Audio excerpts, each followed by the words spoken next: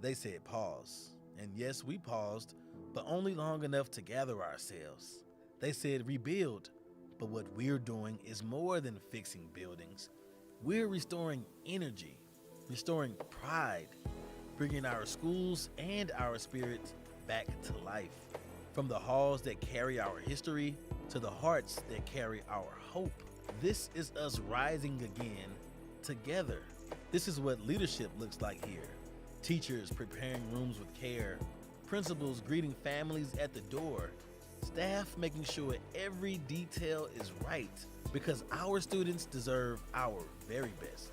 The lights are on, the doors are open, and the future our kids deserve is right in front of us. Every student, every day, together like never before.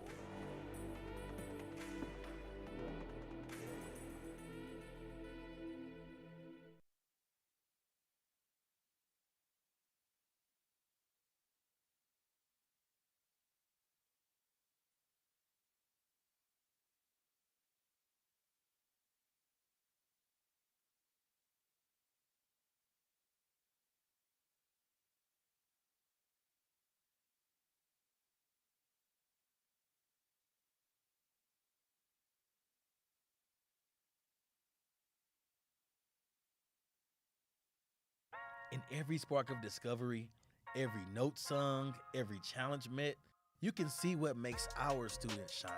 Some people say kids have potential, but at St. Louis Public Schools, we see their brilliance right now. The scientist building her first robot, the artist mixing colors until they feel just right, the veterinarian caring for man's best friend. They're not waiting for the future, they're creating it in real time. And every step they take, every skill they build, every dream they speak out loud, they do it with teachers, coaches, and families who believe in them just as much as they do. This is what success looks like here. Effort, joy, curiosity, and growth, all shining through our students in everything they do. Every student, every day, together like never before.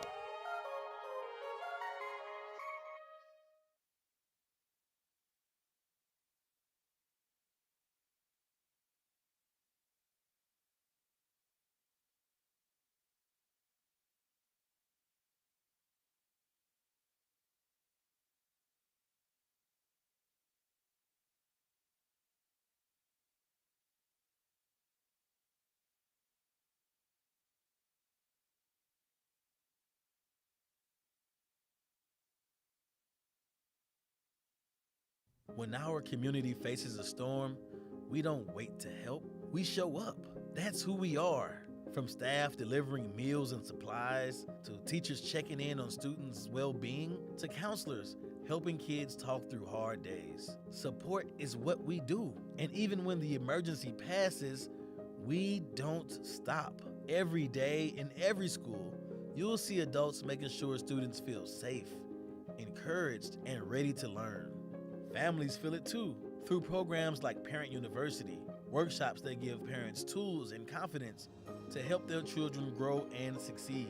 This is what community looks like in SLPS. People lifting each other up, standing together, and making sure no one faces challenges alone. Because when one of us rises, all of us rise. Every student, every day, together like never before.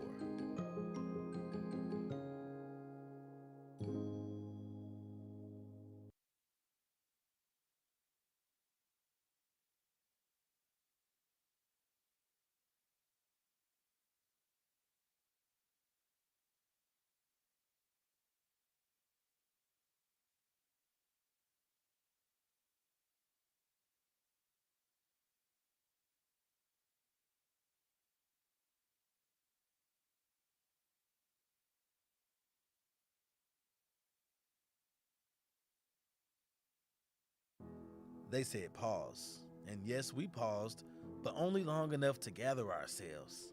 They said rebuild, but what we're doing is more than fixing buildings. We're restoring energy, restoring pride, bringing our schools and our spirits back to life. From the halls that carry our history to the hearts that carry our hope. This is us rising again together. This is what leadership looks like here. Teachers preparing rooms with care, principals greeting families at the door, staff making sure every detail is right because our students deserve our very best. The lights are on, the doors are open, and the future our kids deserve is right in front of us. Every student, every day, together like never before.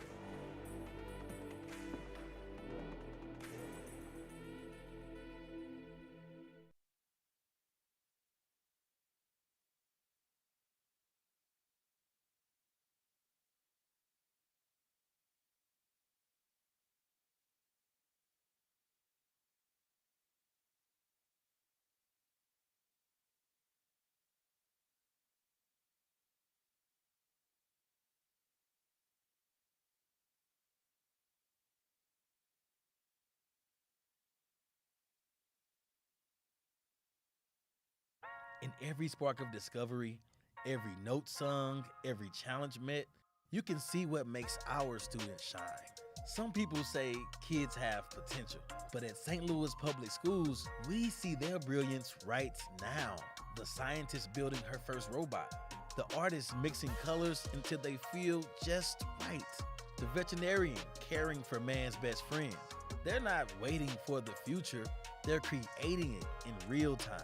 And every step they take, every skill they build, every dream they speak out loud, they do it with teachers, coaches, and families who believe in them just as much as they do. This is what success looks like here. Effort, joy, curiosity, and growth, all shining through our students in everything they do. Every student, every day, together like never before.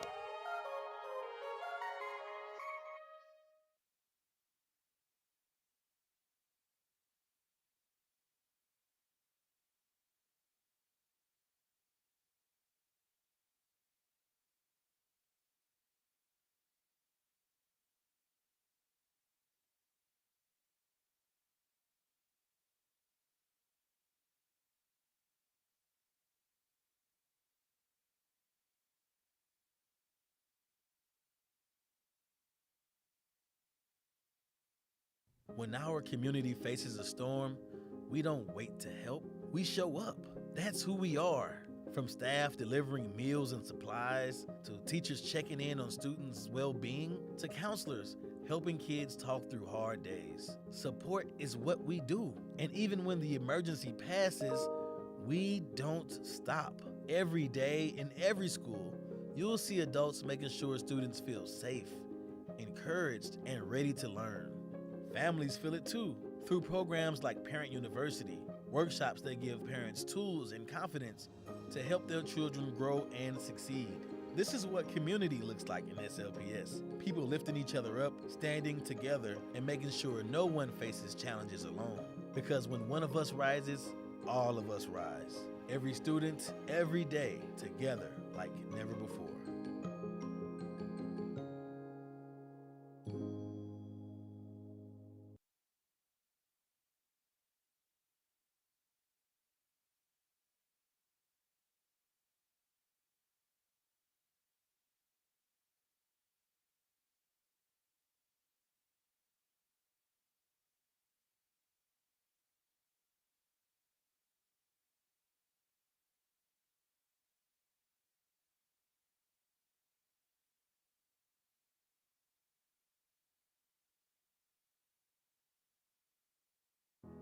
They said pause. And yes, we paused, but only long enough to gather ourselves. They said rebuild, but what we're doing is more than fixing buildings. We're restoring energy, restoring pride, bringing our schools and our spirits back to life. From the halls that carry our history to the hearts that carry our hope. This is us rising again together. This is what leadership looks like here. Teachers preparing rooms with care, principals greeting families at the door, staff making sure every detail is right because our students deserve our very best. The lights are on, the doors are open, and the future our kids deserve is right in front of us. Every student, every day, together like never before.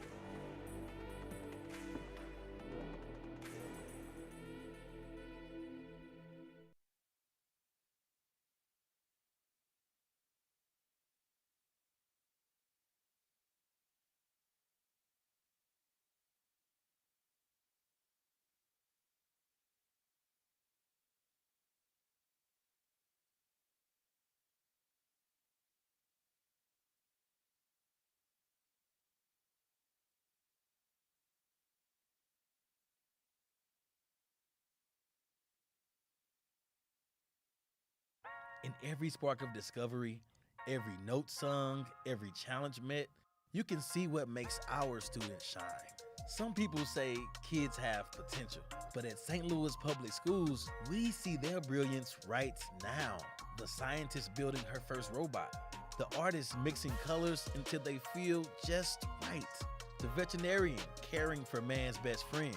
They're not waiting for the future, they're creating it in real time.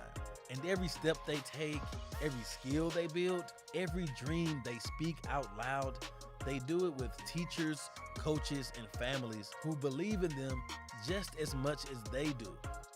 This is what success looks like here: effort, joy, curiosity, and growth, all shining through our students in everything they do. Every student, every day, together like never before.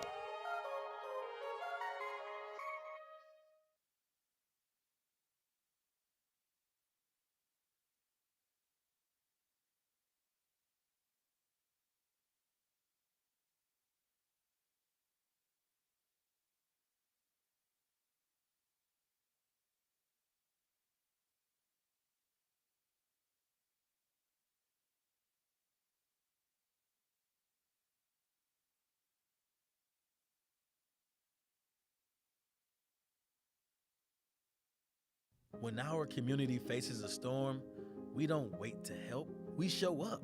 That's who we are.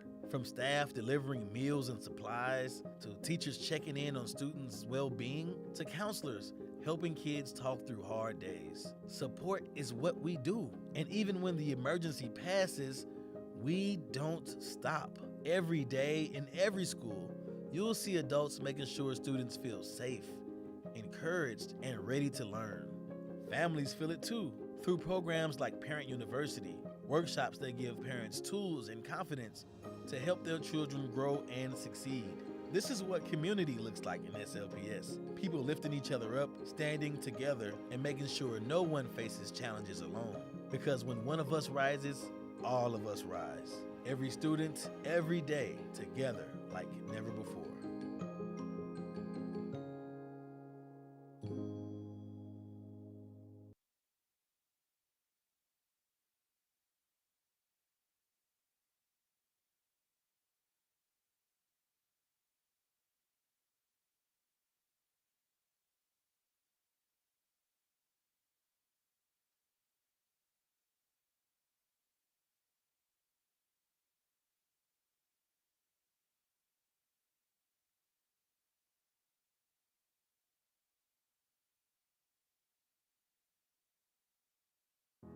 They said pause. And yes, we paused, but only long enough to gather ourselves. They said rebuild, but what we're doing is more than fixing buildings.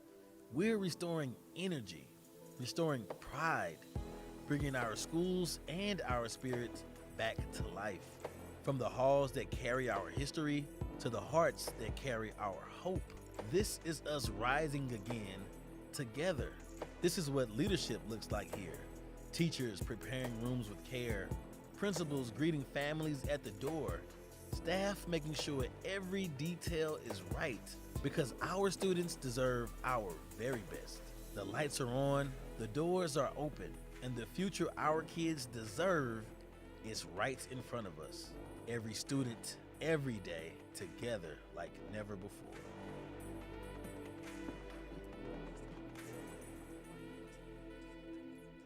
I normally do. I just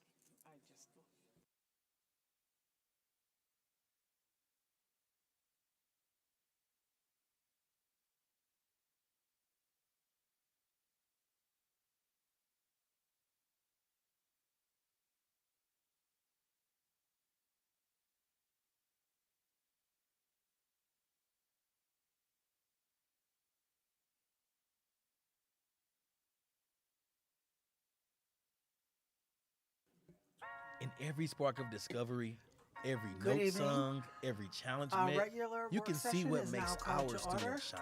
April 28th at 6:43 p.m. Roll call. Dr. Harvey? Present. Ms. Foster? Present. Mr. Hikes? Present. Ms. Jones? Present. Mr. Marston? Present. Ms. Hubbard? Present. Dr. Collins Adams? Present. We have a quorum. Approval of the minutes. Agenda. Agenda. I move to approve the agenda for tonight's monthly work session. Second. Roll call. Dr. Harvey? Yes. Ms. Foster? Yes. Mr. Hikes? Yes. Ms. Jones? Yes. Mr. Marston? Yes. Ms. Hubbard? Yes. Dr. Collins Adams? Yes. Motion approved. Approval of the minutes. I move to approve the minutes from our April 14th regular business meeting. Second. Roll call. Dr. Harvey? Yes. Ms. Foster? Yes. Mr. Hikes? Yes. Ms. Jones? Yes. Mr. Marston? Yes. Ms. Hubbard? Yes. Dr. Collins Adams? Yes. Motion approved.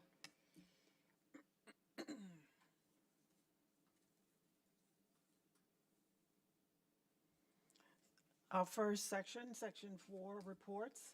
Superintendent report. Good evening. Yes, we will have two reports this evening. The first one coming from operations will be an update from Zoom and Thrive Time.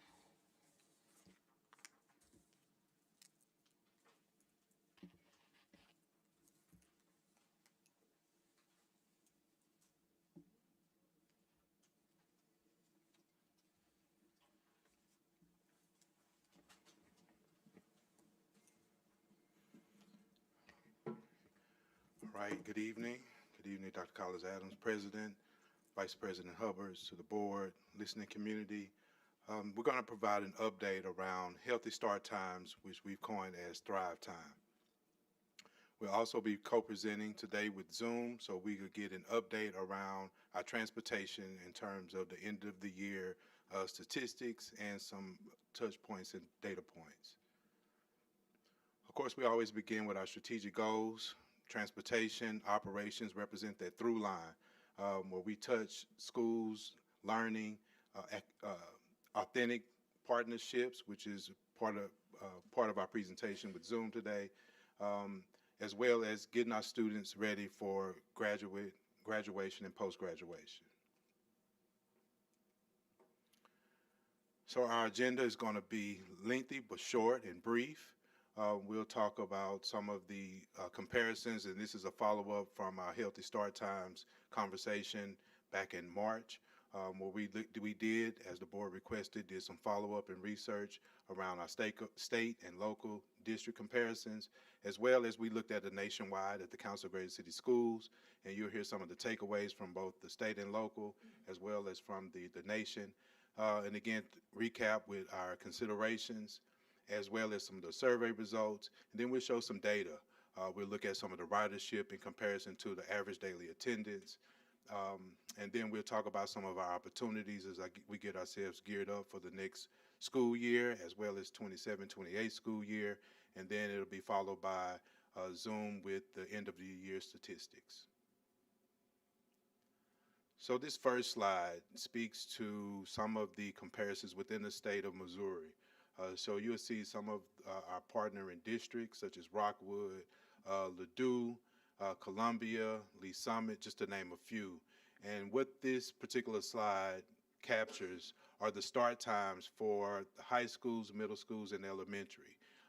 You can note that some schools such as Ladue, their high schools start earlier, but then you also see schools such as Columbia where they have later start times.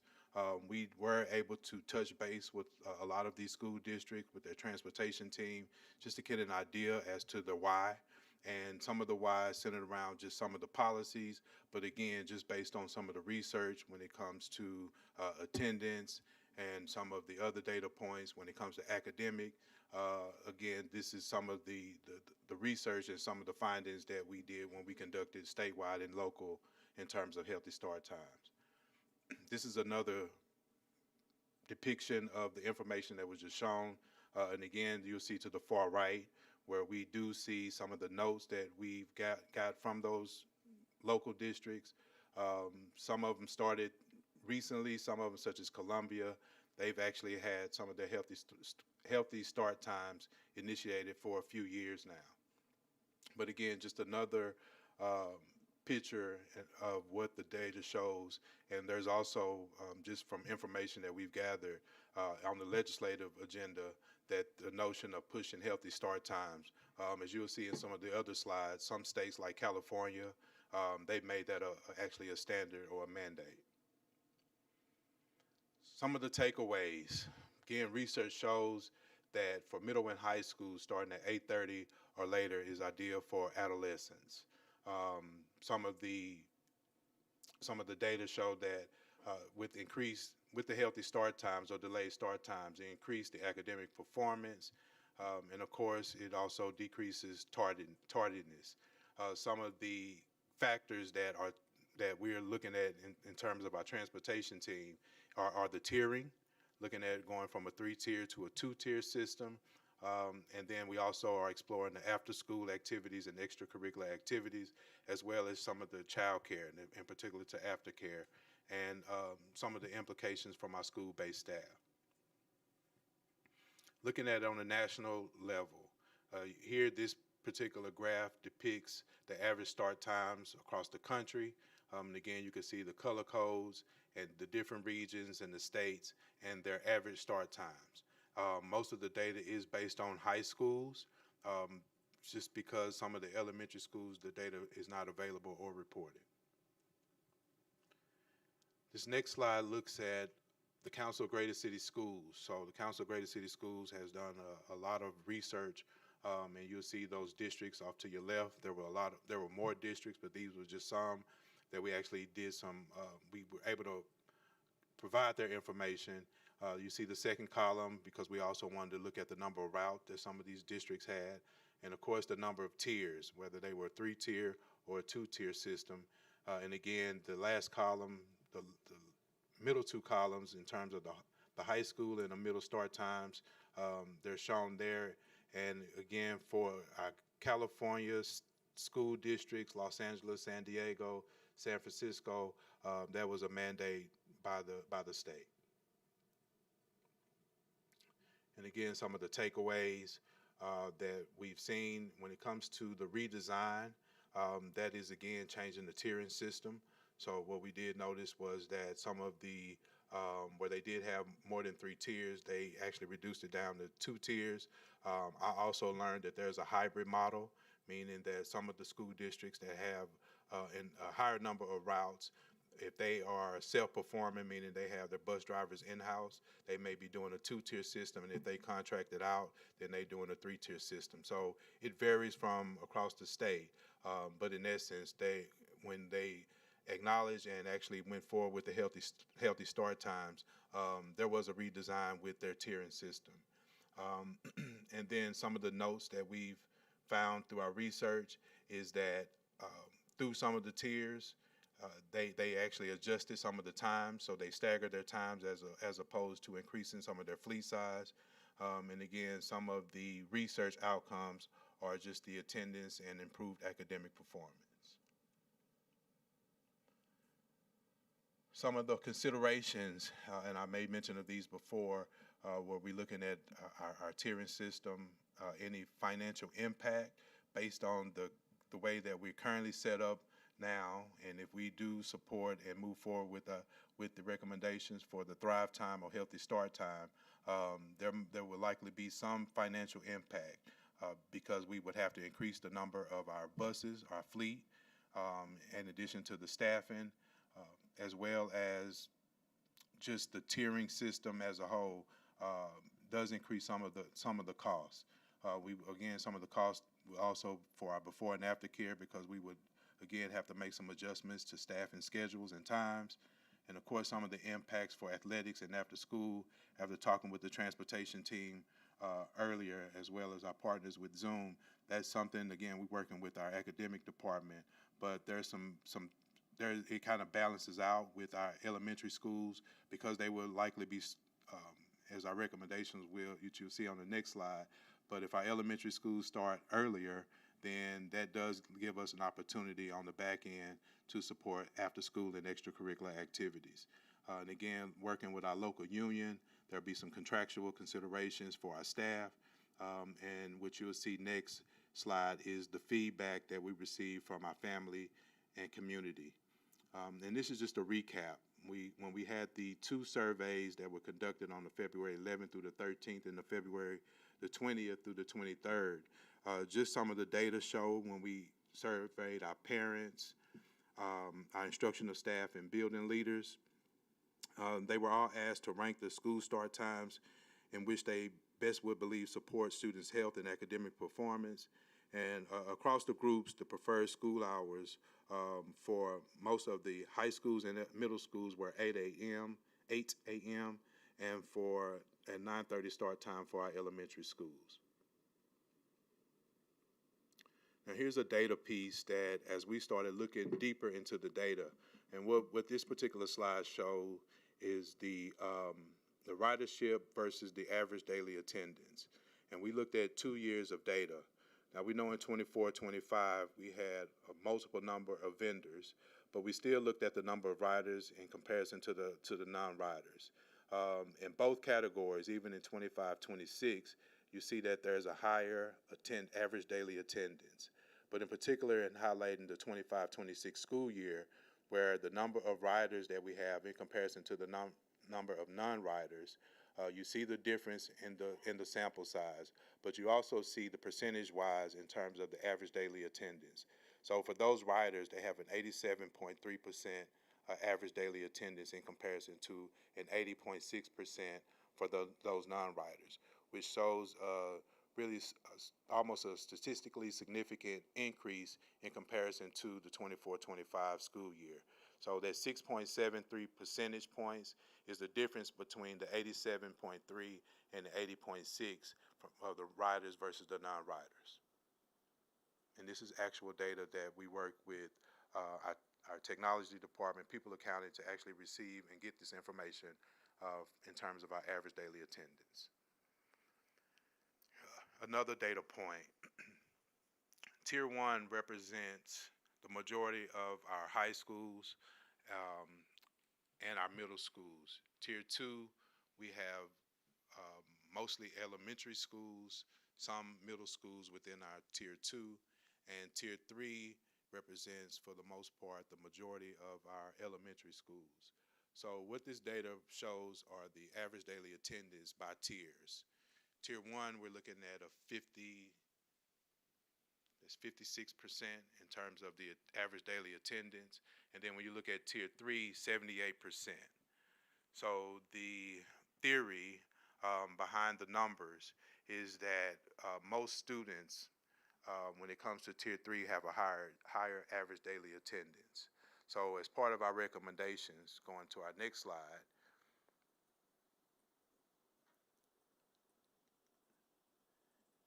is that for our elementary schools, we're proposing that a start time would be at 7:45, and for some elementary schools, all of our middle and high schools, the start times will be at 8:55. Now, this is factoring in the current state of where we are in terms of the number of facilities that we have, and still keeping things as we have it now. There will likely be some decrease in that time from 7:45 to 8:55 if we factor in to the third bullet that you see that we're consistently looking at our transportation patterns, including those students that live outside of their attendance zone and those students that are attending magnet schools. So just to kind of give you an example, we're looking at the zip codes, and we're looking at within those zip codes, we're looking at the number of students from a particular zip code and their attendance zone, meaning that if I stay in 6-3, as an example, 63101, which is downtown, my nearest school would be Patrick Henry. But from transportation, we actually have students that live within this zip code that we're transporting to other schools across the district. So we're looking at the numbers and the data, and what a lot of the data show is that we are transporting students outside of their attendance zones, which impacts not only dollars, but also time and also inefficiency within our transportation system. So as we continue to look and analyze that data, and this will be data that we'll continue to report back as we make some of our considerations and recommendations, particularly around transportation and how we can for transportation for those students within those attendance zones. And as we look at our magnet school program, these are some of the data points with dollars that we'll be able to provide to the superintendent and provide to the board as well. Some of the other items that we're looking into is naming a transportation champion within our schools. This person will be the coordination, whether it's through the Zoom app, but having direct contact with the transportation department if there's any issues that are happening at the school level. And again, we've met with the drivers.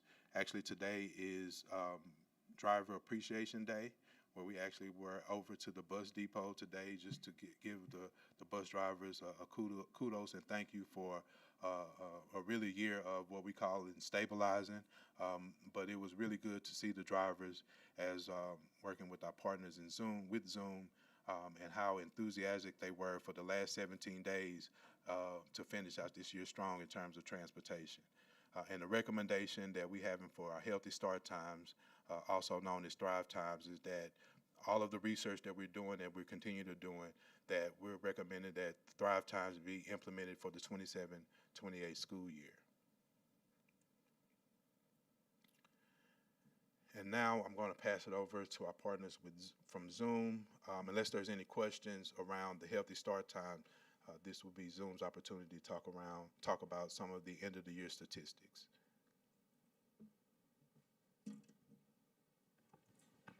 I just have one question. And if you don't have the information, we'll hit you, that's fine. But what is our average ride for a student? The average length of a ride? And if you don't have the information right now, that's fine. But the time? He said 60 minutes. Yes, so 60 minutes? Thank you, sir.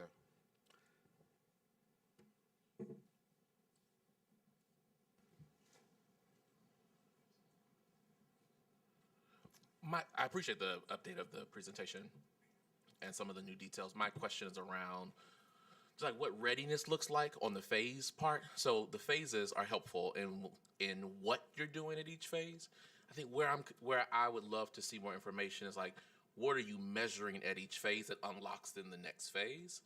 That's what's not clear to me, is like decision gates and who's the decider on those decision gates that's shaping the recommendation that comes before the board. It will be helpful just to know what folks are measuring to determine that like a thing has been successful before you've moved on to implementing the next part of the phase, especially with the 2027 start. The timeline just feels pretty condensed without having some clear metrics that we can all look at the same time and expect to see. Thank you. thank you.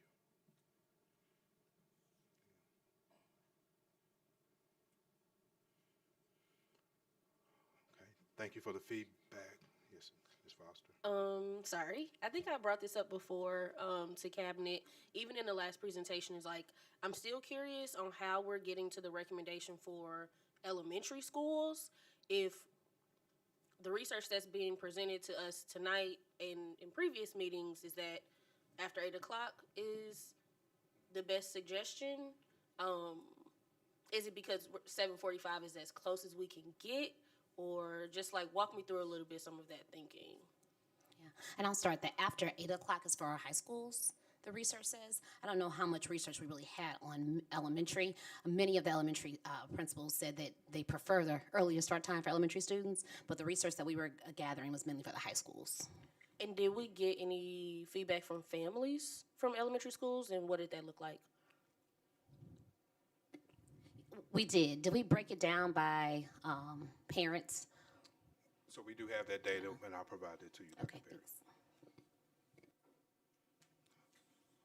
And if I may add just a little bit to what you mentioned, Board Member Foster, between tiers, we generally need to have at least, and I've been pushing the transportation team about as Dr. Berry has been pushing us to get it within an hour between tiers. But based on what we currently have, I mean, we're pushing right now to get it within that hour.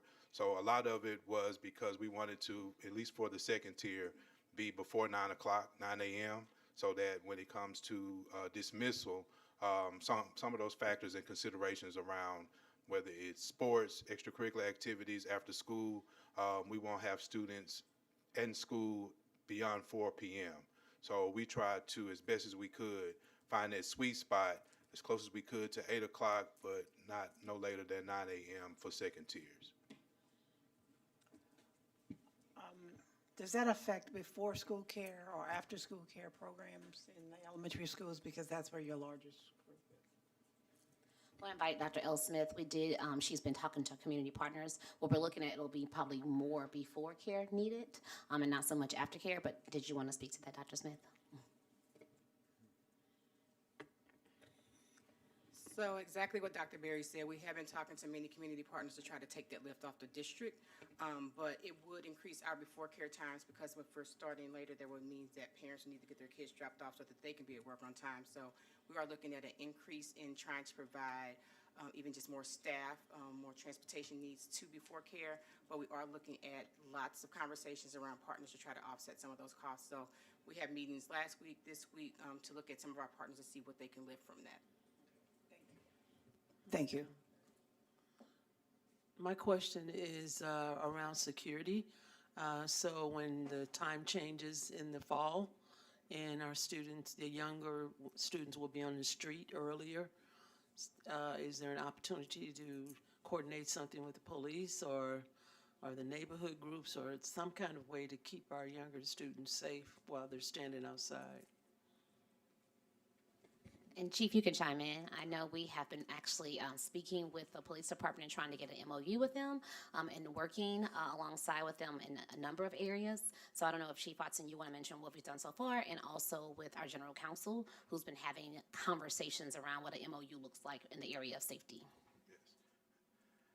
So to that point, that's one thing that we've been working with is working with the police department, the chiefs, so that we can come to some type of agreement with the St. Louis Metropolitan Police Department.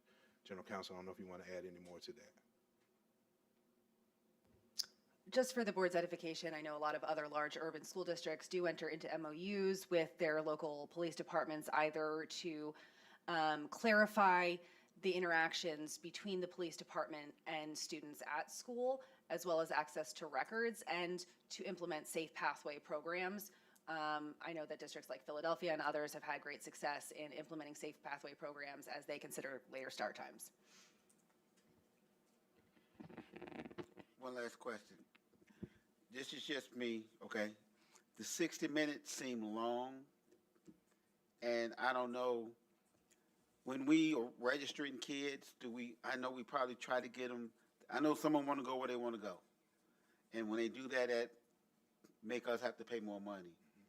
But can we, and to a certain extent, can we try to get kids as close to their house as possible? Because 60 minutes to me seems long, but I don't know, No, it's not just you. It is long, so we're hoping that when we talk about the future of SLPS, that we can work together to devise a plan of neighborhood schools and what it looks like to go to your neighborhood school, but that will certainly be in the planning, but we're hoping when we come back with a full plan that you will see that we've taken that into consideration and things will be much different. My last question on this, I promise. I do. I'm curious if we thought about, did a risk assessment on piloting with a concentrated set of schools. I'm thinking about Fairfax, PG County, Baton Rouge Parish, a bunch of others who've done this recently, who piloted with a concentrated set of elementary, middle, and high schools that were in a cluster to be able to actually test this outside of theory. So I'm just wondering if we've considered it, because it's a deeply theoretical presentation, which is fine, but it doesn't give us actual data around nuances and kinks we could potentially work out before full district rollout. Just want to put that on the table. In other words, try it first. Yes. Let's just And we'll provide some recommendations Yes. regarding that. But that is something that Dr. Harvey, that we're actually exploring, maybe possibly looking at summer school to actually try that. My last question is around the GPS. I understand that the students have badges that they swipe when they get on the bus. And so is there a way possibly to add an additional security feature where if the student is in trouble right before they get on the bus, that they can alert someone, or you can kind of trace where the student is? I know Apple has a little button or something the kids can carry, but a tracker, but something that the student can use and it becomes active at a certain time in the morning, so we'll know if something happens to our younger students or older, whatever case might be. Java, I think I do hear you. We can just figure out with our Zoom partners what that will look like. I know the actual card doesn't become active until you swipe, but that doesn't negate if we can think of something else that might be able to even track where the actual tracker is going. So we can try to figure out to see if that's something that's possible. Yeah.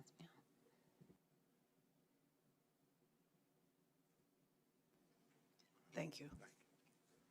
And now I present Zoom. Good evening, Dr. Berry, Board President, Board members. Jordan Gordon, Vice President of Strategic Operations for Zoom, here along with my colleague Richard Lindell. He's our Regional Manager for the Midwest, and we're excited to provide this update regarding the year of stabilization, kind of looking back in reflection, identifying areas of opportunities while still bringing forth real-time information around what we've learned over the first year of service here in SLPS. So starting first with drivers. Drivers are the anchor of what we do. No matter what our systems are, no matter what supports we provide, without having high quality active drivers, our efforts are inhibited quite greatly. So as you can see here, our drivers were at 249. Active drivers target is 263. This 263 represents an appropriate excess based on what we've identified over the first year of attendance, absentee, turnover, and those kinds of things. So going forward, we're actually increasing our driver par level so that we're able to ensure more adequate and consistent coverage throughout the year. As you can also see, our monitors at 67, our fleet count at 245. Unique rides, those are when you look at all of our tiers. So a 3-tier system, our AM and PM combined, that's a total aggregate number that represents 161,000 rides that we've transported thus far year to date. Unique student transported, that's right around 12,000. So if we look at all of our data points at our highest peak, we've reached ridership of 12,500 students. And then of course, total miles driven 1.66 million miles. And then our parent ratings of 4.8 out of 5 stars, with a total received ratings a little over 98,000 total parent ratings. And the one thing that I want to emphasize here is not the 4.8, but those parent ratings that provide us feedback around areas of opportunity. So anytime there's a parent rating that 3 or below, it goes to our senior leadership, myself and other leaders throughout the company. We're able to identify and get that information. Our goal is to identify what those common themes are, what those common concerns are. More times than not, it's around access to information. How do I get the bus stop information? How do I know when this route change has been updated? But most importantly, what we're able to see is what those trends tell us around proactive measures that we need to take to adjust service and support for the entire system. And then 2,200 field trips since August of this year. Our average on-time performance is a combined 90%. So that's when we're looking at the aggregate AM and PM and putting those together for the combined 90%. And then looking at phase 1, our planning data, we have gathered a lot of great intel over the first year of service here in SLPS, and we've really taken this information to be responsive and really forecasting what adjustments we need to make for next year. Our team has been all hands on deck. Richard has been here consistently daily for the last few months here, and will continue here as we look to reset and refine some of our daily operationals here. One of the couple of highlights off of this that we want to point out is really around the full route analysis. So as we have a year review, we're able to partner with SLPS Transportation Department to identify what areas of compression, what areas of inefficiencies, what are some of the communication gaps that exist as it relates to student routing, and then also updates to routing.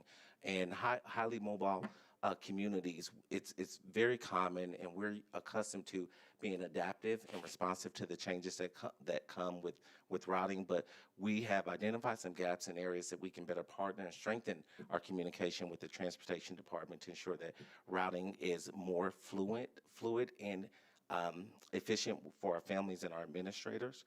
Looking at the parent app again, the messaging. We've gotten a lot of feedback from our administrators here just around how we're communicating route changes in real times. On one side of the fence, a lot of our parents, over 10,000, which is a great number of our parents, they're accessing the Zoom portal app. So within that app, they're able to get real-time updates as it relates to their daily routes, route changes, bus number, those kinds of things. There was a lag that we identified this year that came directly from listening to our administrators and hearing the feedback around the lag in updates to them around those same changes. So in sequencing of communication and changes, we were able to reflect and refine and challenge our leadership team and our IT department to identify a solution for SLPS. But I'm fortunate to say that going forward next year, we've done the work. We've identified a way to where we're able to give our administrators on their mobile devices that same real-time access. So they'll be able to get those updates real time as opposed to this year where they've gotten it after the fact.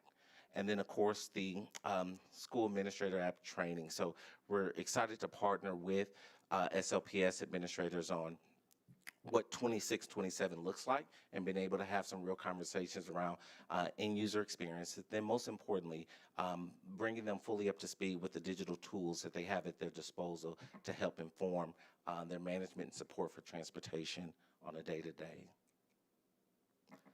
Looking at that tech rollout, one of the things that we've continually saw come up is as we meet with the leadership team, Chief Watson, Director Davis, and others around the weekly performance. So the feedback that we're hearing on the ground, the information that we have at our fingertips based on the data, what are we doing with it, and how more agile can we be as a system to support real-time changes for the effectual outcome of improvement systems and service. So we've refined that cadence of communication, and this year going forward, we're going to be really synced and aligned around what we're looking for. So we're using common terminology. We have consistent language and understanding of what terms are, and then most importantly, what does that data reporting in the format structure need to be so that we are able to provide that to Chief Watson, the superintendent, cabinet, and also board leadership.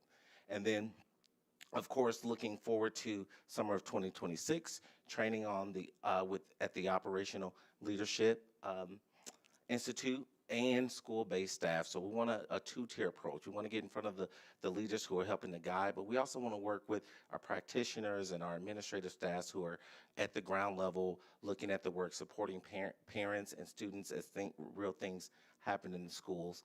And then we've already talked about that update to the Zoom portal for administrators. And then another component, it's not here, but we've talked about it, and it's something that I'm really passionate about, is this summer taking the Zoom drivers through trauma-informed training, helping them understand how to identify and de-escalate behaviors on the bus, and then partnering that training with an aligned training that SLPS does for their own staff. So that's a really, it should be on there. I'm sorry that it's not, that's on me, but that's really critical for us, because as we identify what some of the challenges that we've gotten back from our drivers as it relates to student management behavior, it really boils down to ensuring that they have the competencies and the tools to help navigate that while in the field and in motion.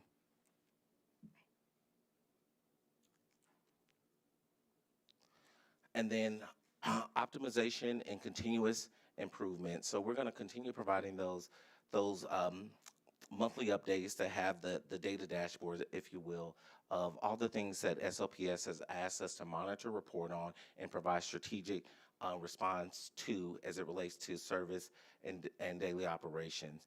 And then we're also going to provide continuous training on our bus app tracking and reporting.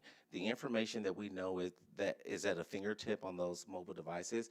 There's a distinct difference in the end user experience for those who are accessing the portal and the app through their mobile device versus those who are not. And what we've seen is, as from a CSR level, is that the total number of calls and information they're receiving. It's not that the system is not running, it's just that I am having trouble accessing the system and getting this information. So we're gonna make that part of our responsibility as well, to ensure that we're pushing down this training and sharing with everyone. So we're not just providing them with an answer, but we're taking the time to ensure that they're able to walk through and navigate that digital device in real time.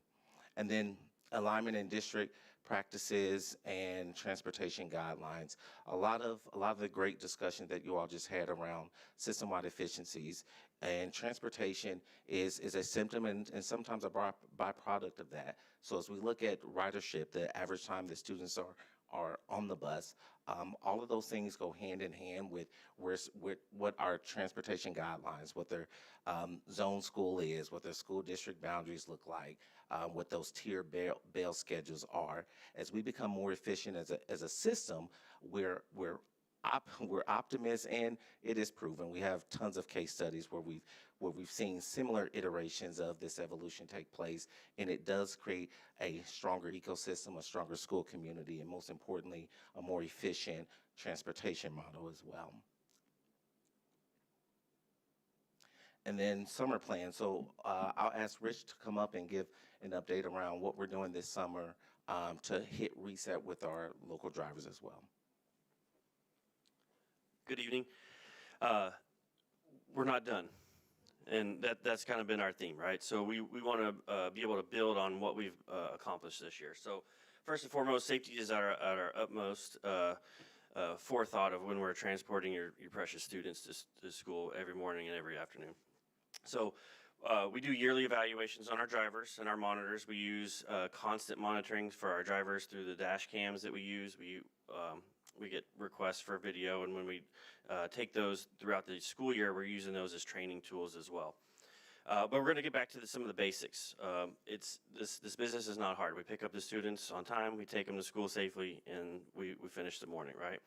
So what we want to do is we want to aim to reduce the total number of accidents and injuries. We haven't had very many injuries from students, but we've had a lot of accidents here in the St. Louis area. If you've driven on any streets around here, you can understand that, right?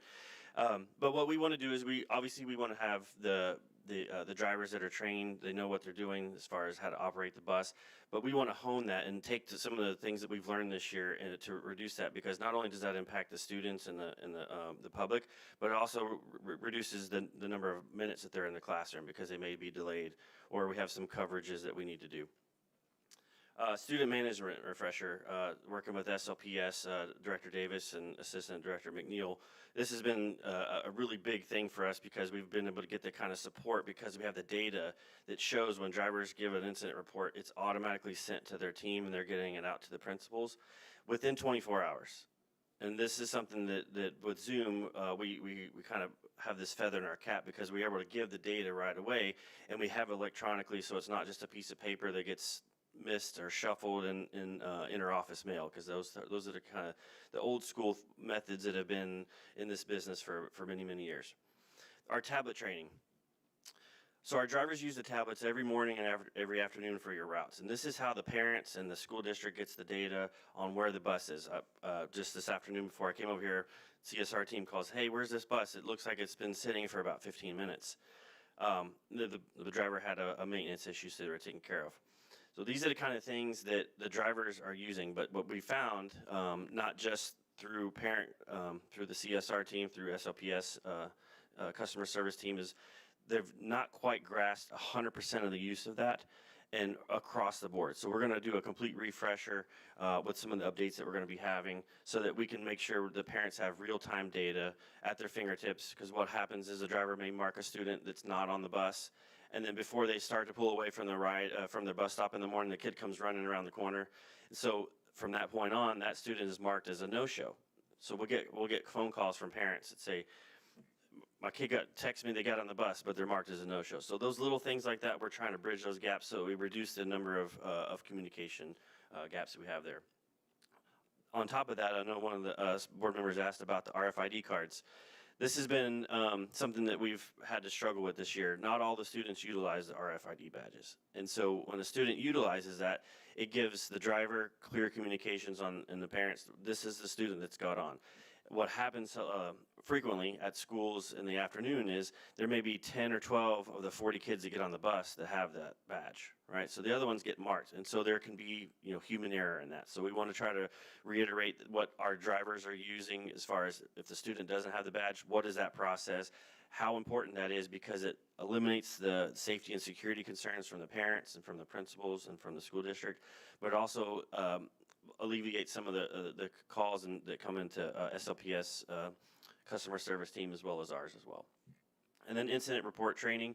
Again, this is where the drivers are able to mark if anything happens. We've had some run-ins with some folks in the community this school year, and drivers were not accustomed to putting those incident reports. When we get it to SLPS Safety and Security or even Metro Police, we've had to involve a few times. So having those measures at their fingertips and being able to hone those tools and training that the drivers have at their fingertips every day to increase our safety and the security of the students that we transport each day. Some of the operational improvements. You want this one, Jordan? Okay. So some of the operational improvements that we're striving for next year, as you've heard, we've had an overall 90%. We've hit 96% for our mornings as a high. Average of 94.4% for this year. Our target is always 98%. That's our internal Zoom target. That's pretty much an industry standard across the board. So we have some work to be done there. This first tier on-time performance, this is for the very first schools in the morning, very first schools in the afternoon. So that's where we've had as an aggregate between the morning and afternoon is 89. So right there at the 90%, but again, 98 is what our target is. Thank you. I'll open it up to any questions for Jordan or myself. I think I think one piece of information I'm hoping to get is targets for the other tiers. What we hear back from community is that most of the time it's not on time. And so just trying to get a clear and a full picture of like what the actual experience is for an average student. Yes, and we can provide that. What we give SLPS leadership is on-time performance by each tier. So we look at tier 1, tier 2, tier 3. We have conversations around what are some of the compressions or barriers and subsequent tiers. We know currently tier 3 is where we have our greatest opportunity for improvement from a service levels, but we can also provide that to Chief Watson to share with the full board as well. Yeah, and Chief Watson has also comprised the data and presented it to us. So he has a one-pager he can get quickly. We still want updates, but he can get that to you quickly. It would be nice to see the number of students that are parents that are complaining if it is generated in one area of the city or one selection of schools, not just, you know, the tiers, because I believe your tiers are like elementary, middle, high. Yeah. We would need to have a little more information. That gives us some idea of what's going on in the neighborhoods too, you know. Absolutely, we can do that.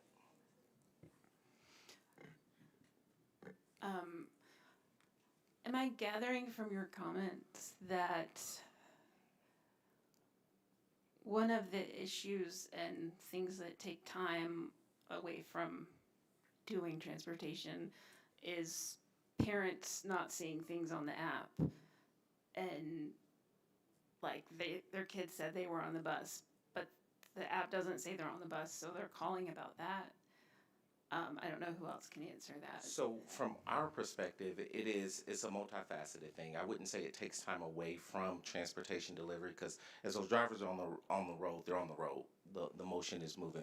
I think it speaks to the end user experience of what our parents most frustrated with, and how can we provide them with clarity in information and the information in more real time. But yes, a significant number of the calls that we get are kind of the lack of digital access. Okay, thank you. Yes, my question is around, you said there was a difference in the numbers in the afternoon when students were getting back on the bus. So is it that the students are leaving their IDs at school, or they don't bring them to school, or is that why the numbers change? And how are we educating parents on letting them know how important it is that their children keep up with their ID? Absolutely, great point. Thank you for bringing that up. It's really an all-out, all-hands-on-deck school campaign.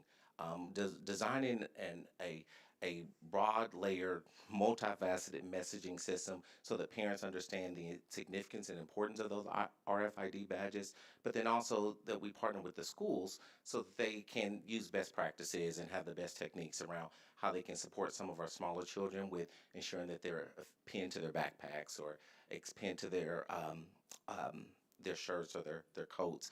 So having it on a daily and consistent basis is really the key there. We provide that information to district leadership around RFID usage, where we have high school participation usage, where we have some lower school participation usage. I can say that at the beginning of the year, I remember distinctly it was around 13%, which is fairly low usage. That number has grown significantly.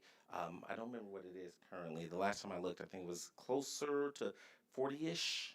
Don't quote me on that, but it had gone up significantly. Our goal, though, going forward this year is to ensure that, we have the right messaging and the right communications being pushed at all channels towards that, but then B, working out some of the logistics around the reissue of the card, because that also came up this year. As I was visiting campuses, getting feedback from administrators and staff, the biggest thing is, hey, the student misplaced a card. I don't have a replacement. How can I get this reissued? We have some recommendations that we can partner with the school districts on how to manage the replacement aspect of it, but it is new. It is new. It's something that will take some time, but I do believe with a concerted effort and all hands on deck, we can certainly cure that. The method is still in place where if a student doesn't have the ID, the driver actually inputs the Yes. data in there, so that. Yes, the Do they do driver that can. at the end of the run, or they do it as soon as the student gets on the bus, because it would be difficult? Yes, and that's the human error that Rich was talking about. Yes, when they're coming on the bus, they can punch them on. Yes, they can punch them off. But when exiting the bus, it's a lot more motion. Students are leaving, kind of in succession. So they are missed, and then the parents will sometimes call and say, "Hey, wait a minute, my student texts me and they're on the bus, but they're not showing checked in on the route," and that's that human component. So as much as we can, the badge is the safe and securest way to ensure that we're capturing that. Just first want to say thank you. Yesterday, I know we called you like at 5 a.m. and the buses were prepared and ready. We got to see it in real time yesterday. So we had like Operation Central here. So when the buses were leaving school, we were all here tracking each and every bus. So thank you. When drivers were able to show us, like the driver clicked in, who had their badge, who did not. We knew who would stop. We knew 13 children should be on the bus, but 5 are actually on the bus. So thank you. But my question is, we could not tell how many buses should be assigned to each school. So we would see the green dots and then we have 2 buses, but then we would have to call to figure out that was probably 4 buses. And then if a bus did not show and an additional bus had to go pick those children up, we couldn't tell the buses were late. So somehow maybe on the side, if we're able to capture that, I think it'd be very helpful. But it was great to watch that in real time yesterday. Absolutely. Point well made. I know exactly what you're talking about. My question is around Zoom and Thrive Times. Has Zoom already started modeling the Thrive Time change? And if so, have you already done an analysis on driver impact, unique ride impact, and some preliminary research that's shaping and informing the operational plan?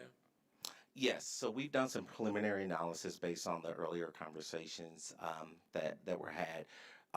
Under a model where we have the same number of existing schools under a 2-tier tier model, we know approximately what percentage increase in buses we're going to need, and then so goes drivers, so goes ridership. One of the things that we also are trying to find some parity with is how do we do that in the most cost-effective manner?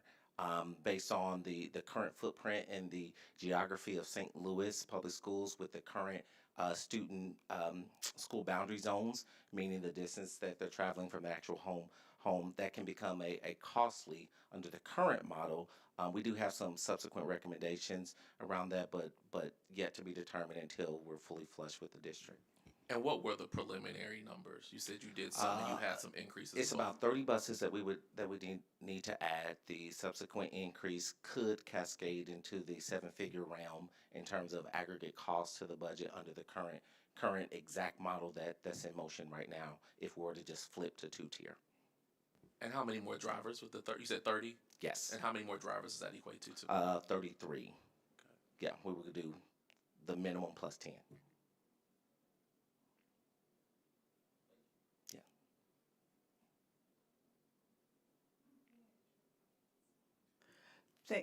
Nope. Thank you so much. Thank you. Thank you. And we have our final presentation, which will be Chief Mitchell, and she has 5 slides bringing us an update for our staff and student devices. We don't want to rush her or anything, but you know. We practice, don't worry, we'll be fast. Good evening, President Collins Adams, Vice President Hubbard, Dr. Berry, our superintendent, members of the board, and the listening audience. I am Natasha Mitchell, the Chief Technology Officer, and I am so excited to give a staff and student device update today.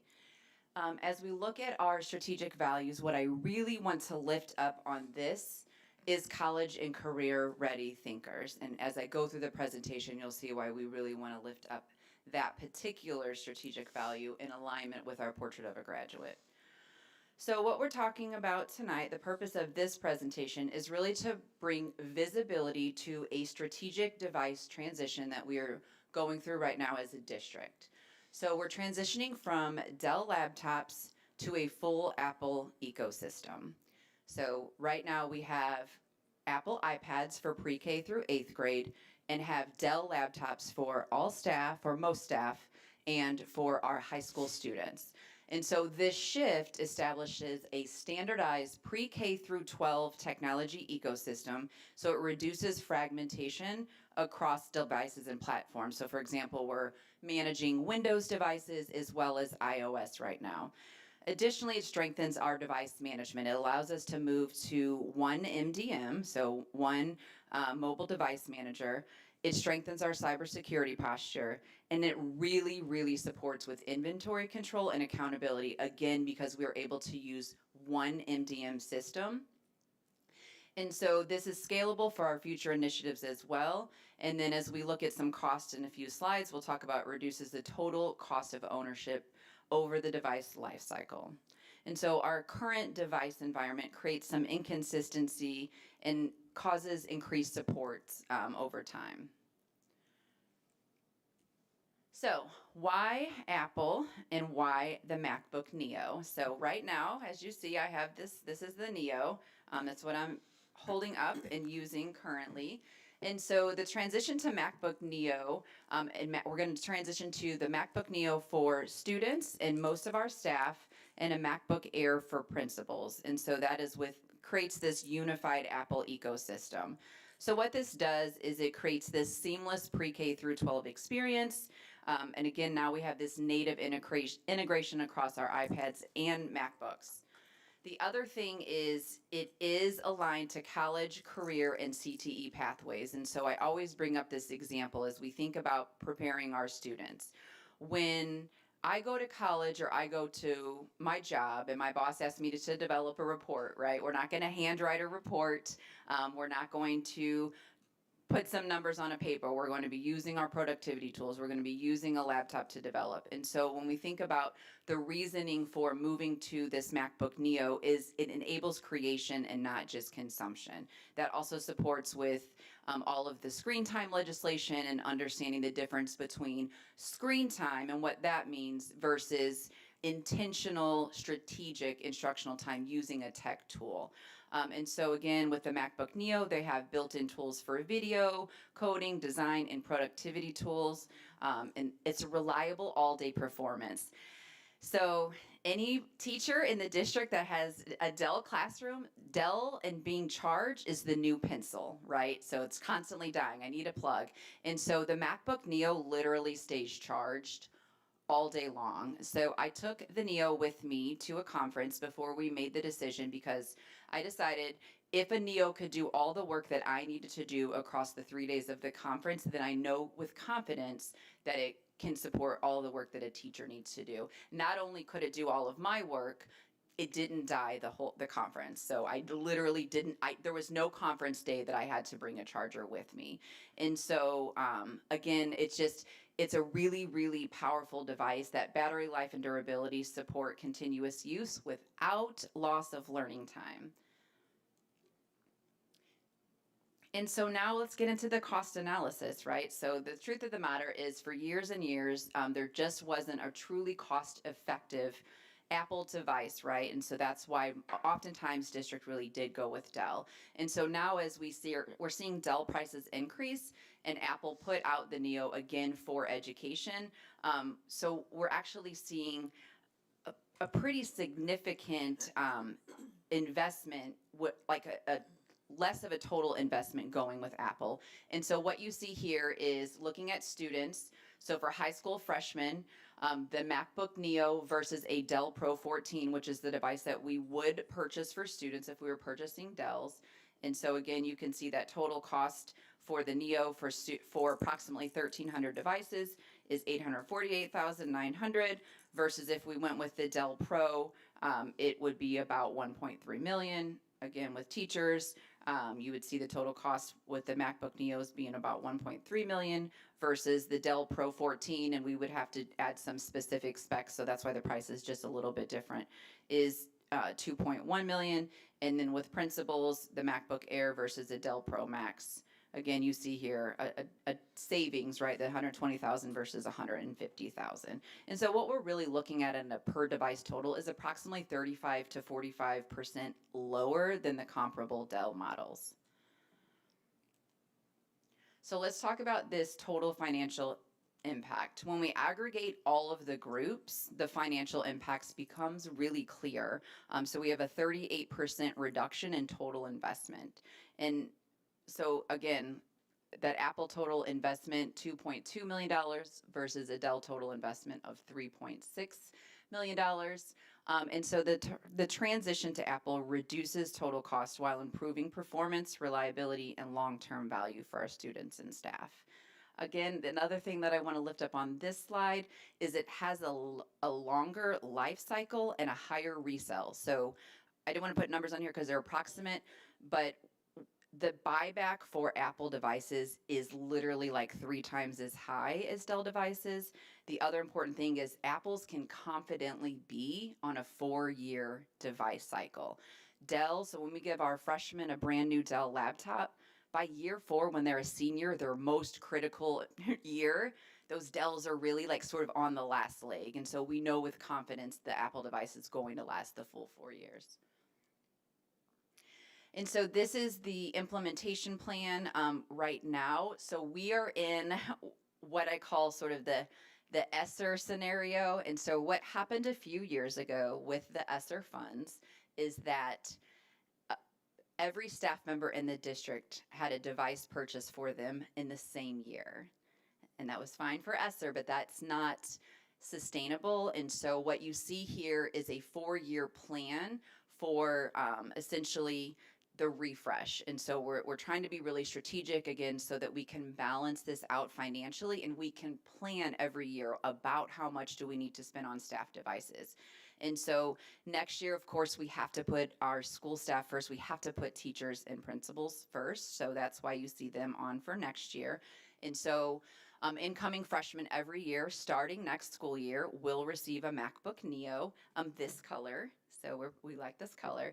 And then We will need for next year about 1,000 iPads. We have not purchased new iPads in 2 years, and so while the 9th gen are still working, they can slow down our network just a bit. So we will need 1,000 iPads for next school year. And then moving forward, you'll see about 3,000 iPads. And then the staff for next year, again, like I stated, was teachers getting the MacBook Neo and principals getting a MacBook Air. And then 27, 28, as you can see, the staff, we have counselors, AICs, and then going to nurses, social workers, FSSs. And so what we want to do is get on this cadence of the staff device refresh. And again, as stated, all devices moving forward are on a 4-year refresh cycle. So we have been on a 3-year refresh cycle. And so this also, again, reduces the total cost of life over time and helps us save money in the long run. And that is it for the device update. Any questions? I think it's great. I enjoy using my Apple, so and they do last a very long time. The MacBook Air will last. So, Board Member Hubbard. Same. I almost want to cry thinking about how I know y'all, my kids, the computers don't stay charged. And there's always, like, even before this meeting, there was the maneuvering of, do we have a power strip? Where does it go? Square plugs them all in for us. Thank you, Square. But I'm really happy about this because I've been hearing this for the past 10 years. And our staff deserves so much better. I do have one question. Is it a touch screen? It is not. Apple does not have It's touch not. screen. And there is a difference between using the two. Will you have some type of training for the students? Absolutely, we'll do. We will do some training for students, and we're also doing training for teachers with Back to School PD. So we do have a team that is going to train a group of teachers, and so that teachers feel really ready for the Dell to Apple transition. So we've actually had a couple staff members that are transitioning that are diehard Dell people, and I was like, tell me all your pain points, write them down on your journey, and so that we can sort of anticipate some of the struggles. Because if you're fully Dell, then it almost is like a new language. I feel the same way because I'm always Apple, and when I try to use my Dell, I'm like, where's the button? Right. And so yeah, we are definitely anticipating a lot of training and support is needed. Thank you. Board Member Hart. Yep, 2 questions. Love this. I live and breathe by the Apple world. One is the upgrade question on memory. Since the Neo, you can't upgrade memory. I'm curious because it's like the 8 gig native. Mm-hmm. With coding, I almost got a few for some cousins. That's why I'm asking this. For coding and AI stuff, they recommend 64 gigs. So I'm just curious with high schoolers getting it, and then the comment about scaling up in the future, that's just not possible. So I'm just curious about that decision, since they wouldn't be able to do some of the advanced tech stuff on the Neo, what the plan would be for those students. Absolutely, great question. So specific classes that need a higher power device, specifically some of our CTE classes, we generally actually get them a MacBook Pro if what they need to do warrants for a higher power device. We also have a staff device matrix, and so depending on the role, we have a device that is aligned based on the type of processing scalability that you need. What we're doing is transitioning the full ecosystem. Teachers and students specifically, we feel like the Neo will work for them. But yeah, and to your point, absolutely. In classes that need a higher powered device, that need the higher powered memory, things like that, we will likely have a Pro. We just, with the finance team, we always have to have a justification for why we're going to purchase a more expensive device. And that's an exact reason why we would get a Pro for a CTE multimedia classroom or drone classroom or a classroom that does tons of coding and things like that. Got it, thank you. And my second, any potential surprise costs on relicensing for instructional or operational software that's Windows native? No, I would say because mostly we're a Microsoft environment, and so we already purchased the Microsoft licenses, and so that's already a separate cost.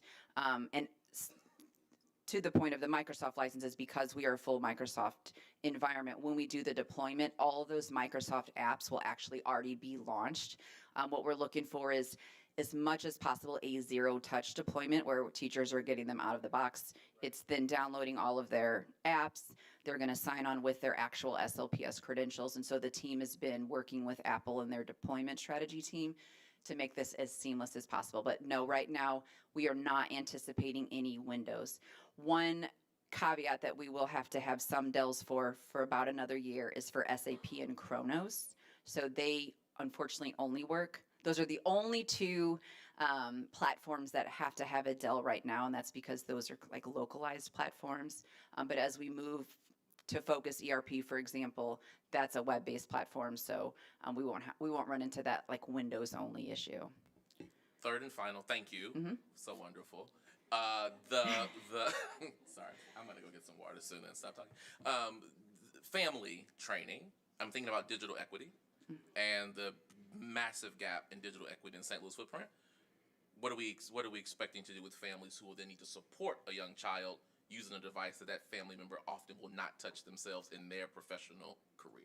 Yeah, I've been working with the team of instructional technology specialists that we have is looking at potentially in August, family and staff like tech fair that you can come up, get some training, things like that. We also can partner with Dr. Smith and her team during Parent University and do trainings. We always also at the back to school fairs have like a tech hub training on some of the apps. And so this particular year we can also have like a how to use your Apple device at the back to school fair as well. So essentially every opportunity we can with parents. That's a fantastic point. I will definitely make a note because we have been exploring what a family tech fair can look like. The other thing that we can build up is on the website having like a parent corner with some like how-to videos and best practices and things like that. So for parents that maybe don't want to have to come somewhere to get some training, having some tools at their fingertips. My guarantee is that 5 minutes after a kindergartner gets it, our first grader, they'll be able to teach all of us how to use it. So I have seen that happen. Yeah. And maybe we can add to, I know we're going to have almost like fellows or our tech experts that we're going to have for teachers for training this summer. So maybe they can take back that to their schools, and schools can start having classes for parents on their campus to help them with this as well. Thank you. Yeah, I definitely will note that. And Dr. Collins Adams, that's why when you said about student training, I was like, oh, we've really been thinking about the staff because we feel like the students. Oh, and to the point actually of that, because our ninth graders will be coming directly from an iPad, it won't be like a crazy shift for those students. Thank you. Any additional?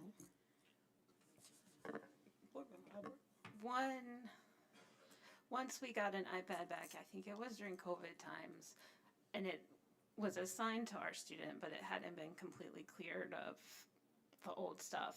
And in the search bar of the browser was payday loan places, which was just really sad overall. But do we have kind of guidelines about, is the family expected to use this if this is the only access they have? I mean, I know you can go to the library, but like if it's in the home, but it's the kids for school, but it's the only thing, it's going to get used by family members. Do we have thoughts? Yeah. Anticipated that? Great question, actually. So I'm going to tie that into something that actually just recently got approved, which is Lightspeed. And so, as you know, we are upgrading our content filter, which we're excited about. And so with the Lightspeed, it's actually a suite of services. And so there's a content filter. There's also some parent, like what we could do for parent controls after school. And so what we will explore with Lightspeed, and then looking at like best practices and legislation and things like that, is what kind of controls do we want to have during school, and then what type of like policies and controls can be in place after school. I think that's what you're asking about, making sure things like that are happening. Our intent is not to, if this is the only device in the household, to shut it down, right? We would rather the family have something to use, quite honestly.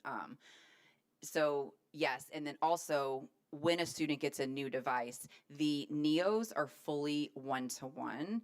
And so what we want to work on is if your child has a device that is one-to-one assigned to them, everything should clear out, and so it should be on a full reset. And so the team has been researching, making sure devices are fully reset, that there's no old data and things like that on them. I don't know if that's what you meant about it, but yes. No, that was just a very poignant moment. It was COVID. Everything was crazy. Right, and we've learned so many lessons, and so I trust that y'all are doing your best. But the NEOs, I will say, are as at the high school level are fully one-to-one, which is also a really important point for high school to get them into a more of a practice of this is my device. It belongs to Natasha. It travels with me to my classes versus kind of passing out laptops and logging into multiple devices.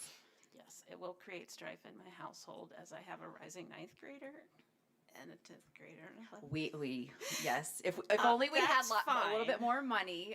But yeah, we are anticipating that at the high school. So yes, I think it's funny. They can learn how to navigate conflict. But I'm just so thankful for this and especially for the staff. I also want to highlight something that Natasha is working on and that will come before the board as we are reviewing our acceptable use and device policies and procedures, and the board will be involved in reviewing those on our behalf. yeah, thank you, Attorney Dutch. Absolutely. Yes. When teachers take their devices out of the box, our hope is that we have a new device policy in place, that then they sign off on the device policy. Yes. Thank you. I want to celebrate and name this idea of not policing family access though to technology. It is the hidden benefit of public education that in regions where there is broad disinvestment and historic digital gaps, that families get to have access to things that can change their economic mobility. So I don't want to skip over the fact that while a policy is needed to control for search bars and all that stuff, we cannot deny that in a district with 70+% Black and brown families and historic disinvestment, that a computer in the home that's new and fast can have game-changing results on their work, wage, wealth, mobility, and ultimately their child. So I just want to name that I appreciate the equity dimension here to not police usage for folks who might be relying on this for their future life. That's all. Thank you. I appreciate that Agreed. support. It'd be so much easier to fill out a job application on your kid's laptop instead of on your tiny mobile phone. And that focus registration as well. Oh yeah, that too. Yes. Any additional questions or concerns? Thank you. Thank you so much. This is wonderful. Thank you. Dr. Berry? That concludes our reports. Thank you for being with us through this whole process. Great reports, Dr. Berry. It's an exciting night. We move to our consent agenda items 5.1 through 5.49, and we will tonight pull 5.24 and 5.3 for further discussion and separate vote at our 5.3 and 5.24.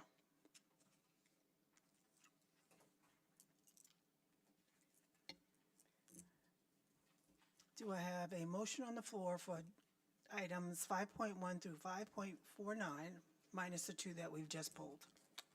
I had some questions and comments about some of them. I can, Please do, yes. does anybody have any items they want to discuss before 5.5? That's my first one. Okay. So 5.5 involves changes to the standard operating procedures for partnerships and grants to streamline, part of it is to streamline the process by allowing the district to sign any memorandum of understanding with an annual in-kind services of under $100,000 without board approval. So these are community partners who are offering up to $100,000 in services at no cost to the district. And I like this a lot because the way it works now, there are a bunch of no-cost memorandums of understanding mixed in with million-dollar contracts on the consent agenda. And given the state of the budget, which we're going to be talking about later this evening, I think it's important for the board to focus on expenditures, especially large ones. And to that end, I think it'd be helpful to put everything over $500,000 under items for action going forward instead of mixing it in with the consent agenda. And that's sort of an arbitrary number. It could, I think 500,000 is a good number, but it could be $1 million. It could be. So, and just continuing in that vein, there are 12 items on the consent agenda tonight for special education services, and I just wanted to go through those real quick. So there's, and just name the amounts on them. So there's 5.7 is 420,000, 5.8 is 200,000, 5.9 is 302,000, 5.10 is 1.44 million, 5.11 is 262,500, 5.12 is 10.5 million. I think that's the biggest one. 5.13 is 315,000, 5.14 is 5.77 million, 5.19 is 935,000, 5.20 is 300,000, 5.43 is 1.26 million, and 5.45 is 82,500. So that's 12 items that total $21,792,000. That's a large amount. And there's sort of the old adage, don't tell me a story about what you care about, show me your budget. So I'm just pointing this out, that this is a thing the district cares about because there's $22 million devoted to it. Thank you, Board Member Marston. That is important as an advocate for students with special needs. Dr. Berry, do you want to address? Yes, no, thank you. To the one about the MOUs, I appreciate the comment. I think I understood, and I'm hoping that we can still then put them under item for action to get your approval. Because what I was going to propose was, if we approve this, I would still like to bring forward any new MOUs, just so you can put your eyes on them. You may know things that we don't know, so I would love to still bring, but I'm definitely okay then putting them for item for action because your eyes will still be on them. I just didn't want to move forward with any new MOUs without you seeing them. So I thank you for bringing that up, and we will certainly then make that happen if approved. And then to your special education, you're absolutely right. We would love to have these services offered in-house. It would certainly save money, but I do want to commend and say wonderful job to our academics department and our special education department because of their need to make sure that there are certified teachers providing these services. It keeps us out of a lot of hot water, and so thank you for that. But if you're listening and you are certified and you want to come offer those services, we would love to have you in-house. Dr. Berry, what is the state, federal through state budget for special education in our district? So I'm gonna let Kelly jump in. I can tell you, we don't get a lot of money from the state. We do receive a lot of money from the federal government. The state monies mainly go to transportation, and so we can get that number breakdown. But I do not know, and it's okay if Ms. Dobell, if you don't have it right now, we can certainly get that number to you on the exact dollar amount, but it's not a lot from the state. Yeah, I don't have that right now. Okay, thank you. can get You can get that to us later. Yep. Board Member Jones? I wanted to also thank you for making sure that the board gets eyes on the MOUs, regardless to what the size is. I attended the Earth Day celebration in Forest Park recently, and I did not know that St. Louis Public School had a travel club. And so there are a lot of activities that are within the district, and a lot of us don't know, even though we might be board members, or you might be someone who has a child in the district and might want to take advantage of that. These students are able to travel internationally, and so that's a really great perk, and I appreciate that, and I just want to make sure that the MOUs are where the public can see them as well. Thank you. Board Member Harvey. Thank you.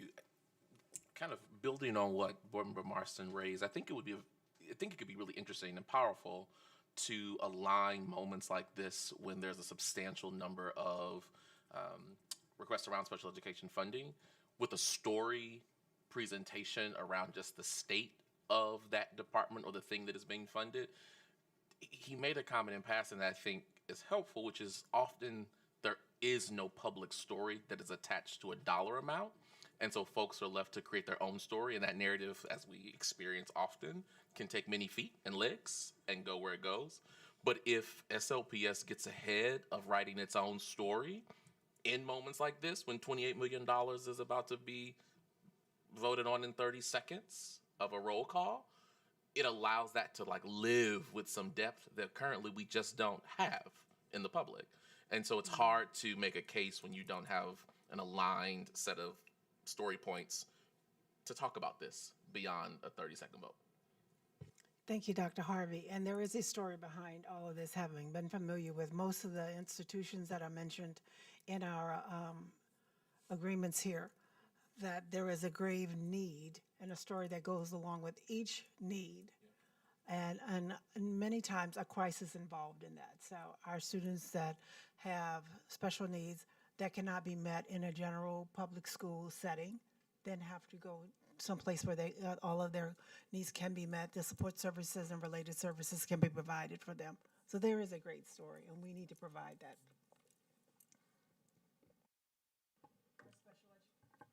Special educators are heroes. And we definitely hear you, and we will have at least Ms. Boyd to come present prior to the vote in May.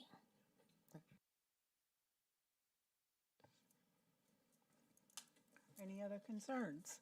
Is there a motion on the floor? Oh, Board Member Marcy. Yeah, I just wanted to highlight a few other high-ticket items. So 5.21 is the Chartwell's Food Service, which is $17.5 million. Just calling that out because that is a significant contract.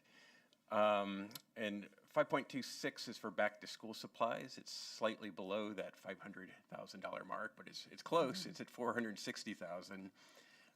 And in the past, that was supported by ESSER funds, but we don't have ESSER funds anymore. And I think I want all the kids to start school with back-to-school supplies, but when the funding for it isn't there, the expenditures have to reflect that, I think. And then I'll just finally, one other one is 5.47, which is for roof repairs for $1 million, and it's at 4 buildings. They're not named in the board action report, but there's 4 buildings with $1 million just sort of basic roof repairs. So those are just some of the high ticket items on tonight's consent agenda. Just to that one, I will agree. We kind of went round and round about the back to school supplies. This will be the last time we agreed that this was the last time we purchased them from us. But we did go around to figure out if we should still make that purchase for next year. Seeing that it was so late, we decided to move forward. We were looking for community partners that could support. We were unable to find community partners or a partner that could fund the 17,000 students, but we did toy with that one, so we were definitely on the fence. And as far as the roofing, Chief Watson, if you want to talk, we know Sodan was encompassed in there, and I believe Sumter, and I'm not sure the other two besides central office. Yes. So the schools that were for this particular roofing repairs are Jefferson. We had adult basic ed, Betty Wheeler, and of course the administration office. Just to kind of note in terms of our roof repairs, through Prop S, we did about $25 million worth of roofing repairs out of what, in terms of the needs, we have over $50 million worth of roofing needs. So $1 million towards this is for one, from a financial aspect. From our general operating budget, we wanted to make use of those funds, particularly for this administration building. But there were other repairs for the roofing for those schools that were named because there were also projects that we wanted to complete, such as painting in those buildings, and we wanted to make sure that the infrastructure, the envelope was tight before we paint, and so we wouldn't have to go back and repaint. So that's why these particular schools were named. And just one last thing on there, we were, the main office was the last concern. However, you may have seen there were multiple buckets and cans because of the leaks have gotten so substantial that we can no longer wait or hold off. And if I may, just as a reminder for the board and the public, that as we continue to be insured by our property insurers, that they are constantly looking for our sort of risk management in maintaining our open work order backlog. So they are looking for these type of improvements on a sustained basis. And I just wanted to add to his comment, if there's 17,000 students, we have multiple companies here in the St. Louis City and County who could generously donate school supplies, and I'm making a call out. Please help our students because they really do need it and deserve it. They need book bags, I remember tennis shoes, they need socks and various items. So please, if you can, donate. And the last thing I wanted to remind us is the $17 million being spent on Chartwell. We have a multitude of empty buildings, and some people have come forward and said they're concerned about the property and what we could do and use our imagination. Well, it would be wonderful if we could turn one of those buildings that people have talked about into an agriculture or horticultural center where we could grow our own fruits and vegetables for our students as well, and break a profit and teach our students something. So please, someone step up. We're here. We're not going anywhere. Thank you. That's right. I echo Ms. Donna. I would love to see agriculture. We have all the big business agriculture things in this city, so it seems like a really good pathway, and I love plants. The other, if you can't fund the whole district, fund a school. Get the one that's geographically closest to you. We have 63 schools, 64 schools. 62 and 68 programs. Okay, 62 schools and 68 programs. You fund a couple schools. Many of them don't have that many students. So I think this is achievable if everyone in the community is willing to step up and do what they can, and we have enough people who are willing to do what they can.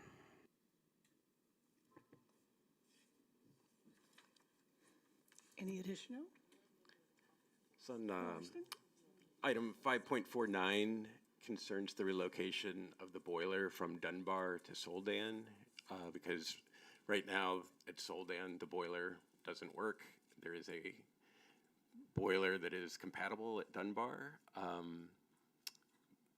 think what this means is that when winter comes next year, the pipes at Dunbar will be at risk of freezing. So it's sort of moving the problem from one school to the other, and it's I don't know what to do about that, except that I just wanted to point that out. Watson? So currently at Soldan, to your point, the boilers have failed while we're in this process of rebuilding the school. Unfortunately, at Dunbar, due to vandalism, there is nothing in that building other than the shell. So there is no water or running water or any risk. So the goal is to take that equipment and make use of it and repurpose it, which ultimately saves the district over $250,000. So we won't have to purchase a new boiler. We're just making use of what was there at Dunbar and reusing it, repurposing it at Soldan. How long will it take you to do that? When will you get started? Once we get board approval, the timeline is less than 3 weeks. Like, okay, right, as soon as we say yes, then you get started. Okay, I just want to be certain that we're not saying yes, and then 3 months down the line, I'm calling Dr. Berry and say, Dr. Berry, where's Mr. Watson, and why didn't we do this yet? Because Like- someone will complain.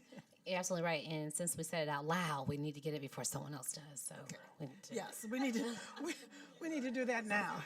Should we vote on this one tonight? We should have rolled that one over so we could vote tonight, but I'll be sitting outside the building in my car. Okay, are there any additional? Pardon me?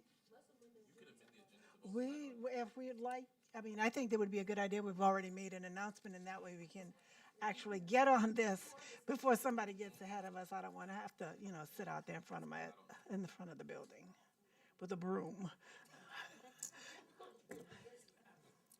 So I need a motion to move that.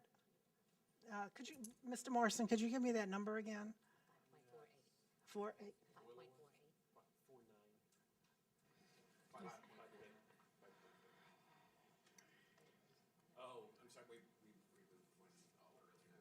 Okay, 5.48, the boiler relocation, and we'll move that to, if we can amend the agenda tonight to move that to, Item for action. pardon me? Item for action. Item for action, yes. Any additional? Board Member Morrison? I make a motion, I move to move consent agenda item 5.48 to items for action for this evening's meeting. Second. Who got the second? Hubbard. We've had a lot of discussion. Call for a vote. Dr. Harvey? Yes. Ms. Foster? Yes. Mr. Hikes? Yes. Ms. Jones? Yes. Mr. Marston? Yes. Ms. Hubbard? Yes. Dr. Collins Adams? Yes. Motion approved. Thank you. Is there a motion on the floor now to move our items 5.1 through 5.9 minus 5.48, 5.24, and 5.3?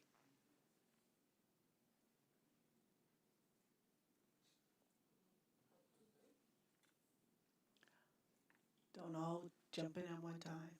Sorry, I was just trying to get clarity. Did we move 523? Yes, we did. Okay. 5.3, 5.24. Right. Oh, okay, thanks. I move to carry consent agenda items 5.1 through 5.49, except 5.3, 5.24, and 5.48 to the agenda for our regular business meeting. Second. Roll call. Dr. Harvey? Yes. Ms. Foster? Yes. Mr. Hikes? Yes. Ms. Jones? Yes. Mr. Marston? Yes. Ms. Hubbard? Yes. Dr. Collins Adams? Yes. Motion approved. Items for discussion, item 6.1 is the fiscal school year 2027 proposed district budget. Dr. Barrett? We are prepared to do a presentation to the full board once we present tomorrow to the budget committee. We have provided the budget for your review and also responded to, just so the public can know, I think over 50 questions regarding the budget and the budget catcher, but we are certainly open to respond to any questions tonight that you may have regarding the budget. We had about 2 public forums. One was online and one was in person at Vashon. The one online, we had about 100 participants, and they came off of mute and asked some very great questions. And so thank you for allowing us public and indulge us in that. Just so everyone will know, we are asking the board to approve a budget that is $41 million over the expected amount of revenue.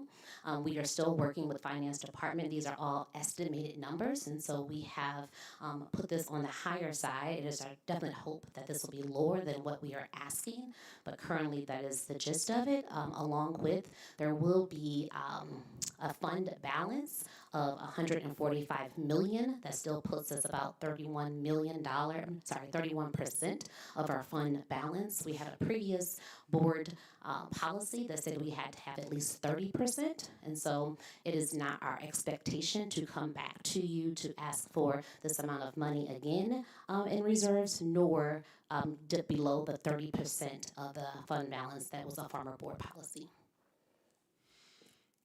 Thank you, Dr. Berry. Item 6.2, superintendent collaboration with Local 420. Dr. Berry?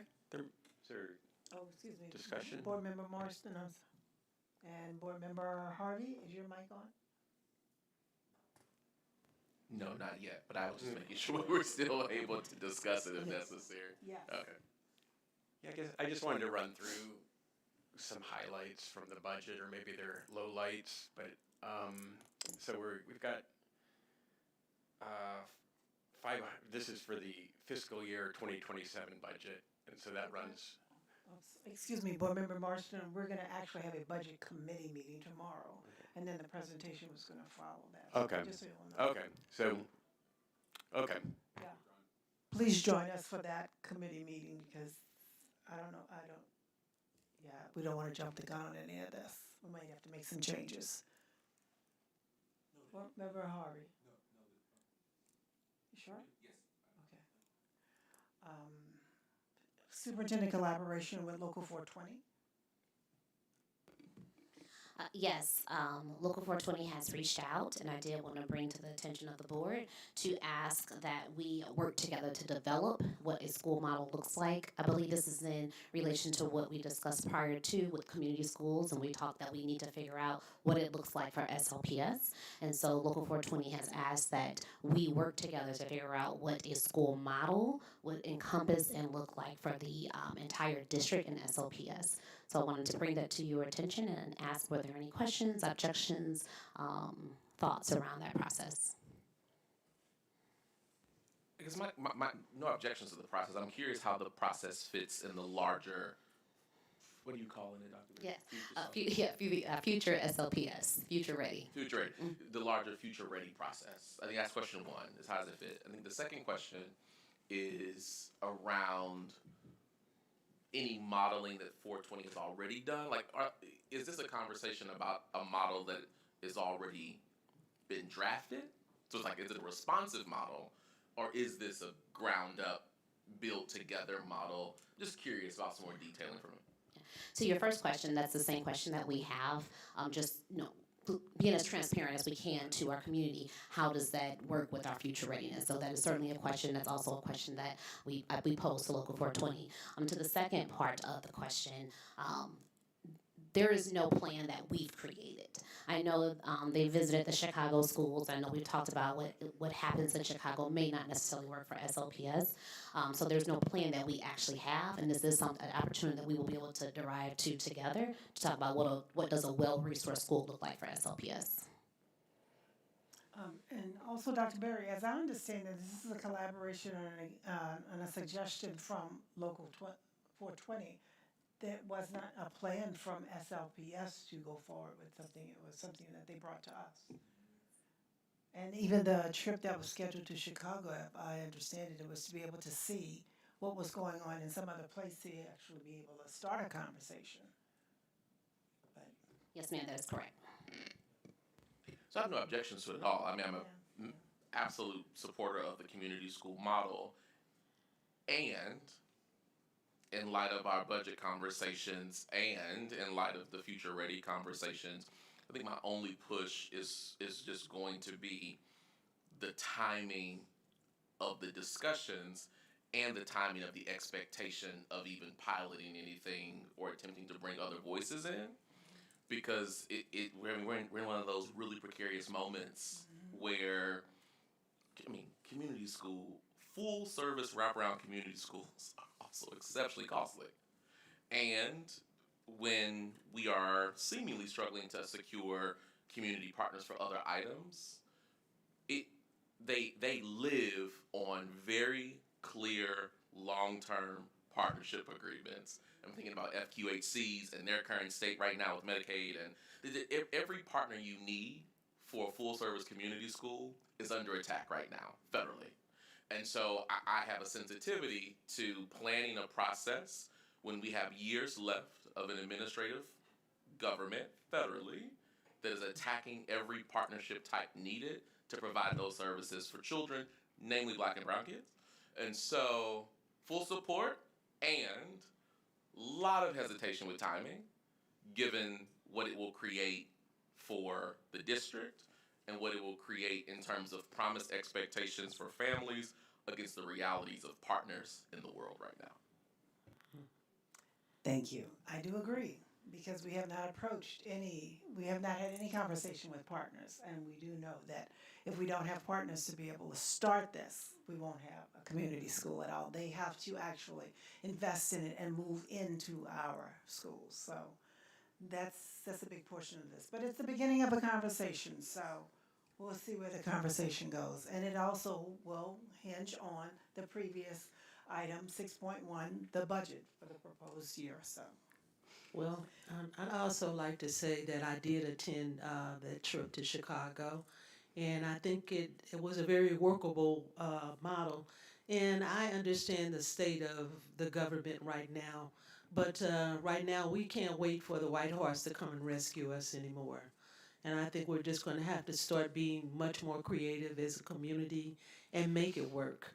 Because our students are dying, our families are dying, our community is dying. Either we're going to live it or we're going to kick it, we're going to make it, or we're not. So, and we're going to do that. And I understand Dr. Harvey's sentiment about the money not being there, but from what I could gather, when we went to Chicago, it was working quite well.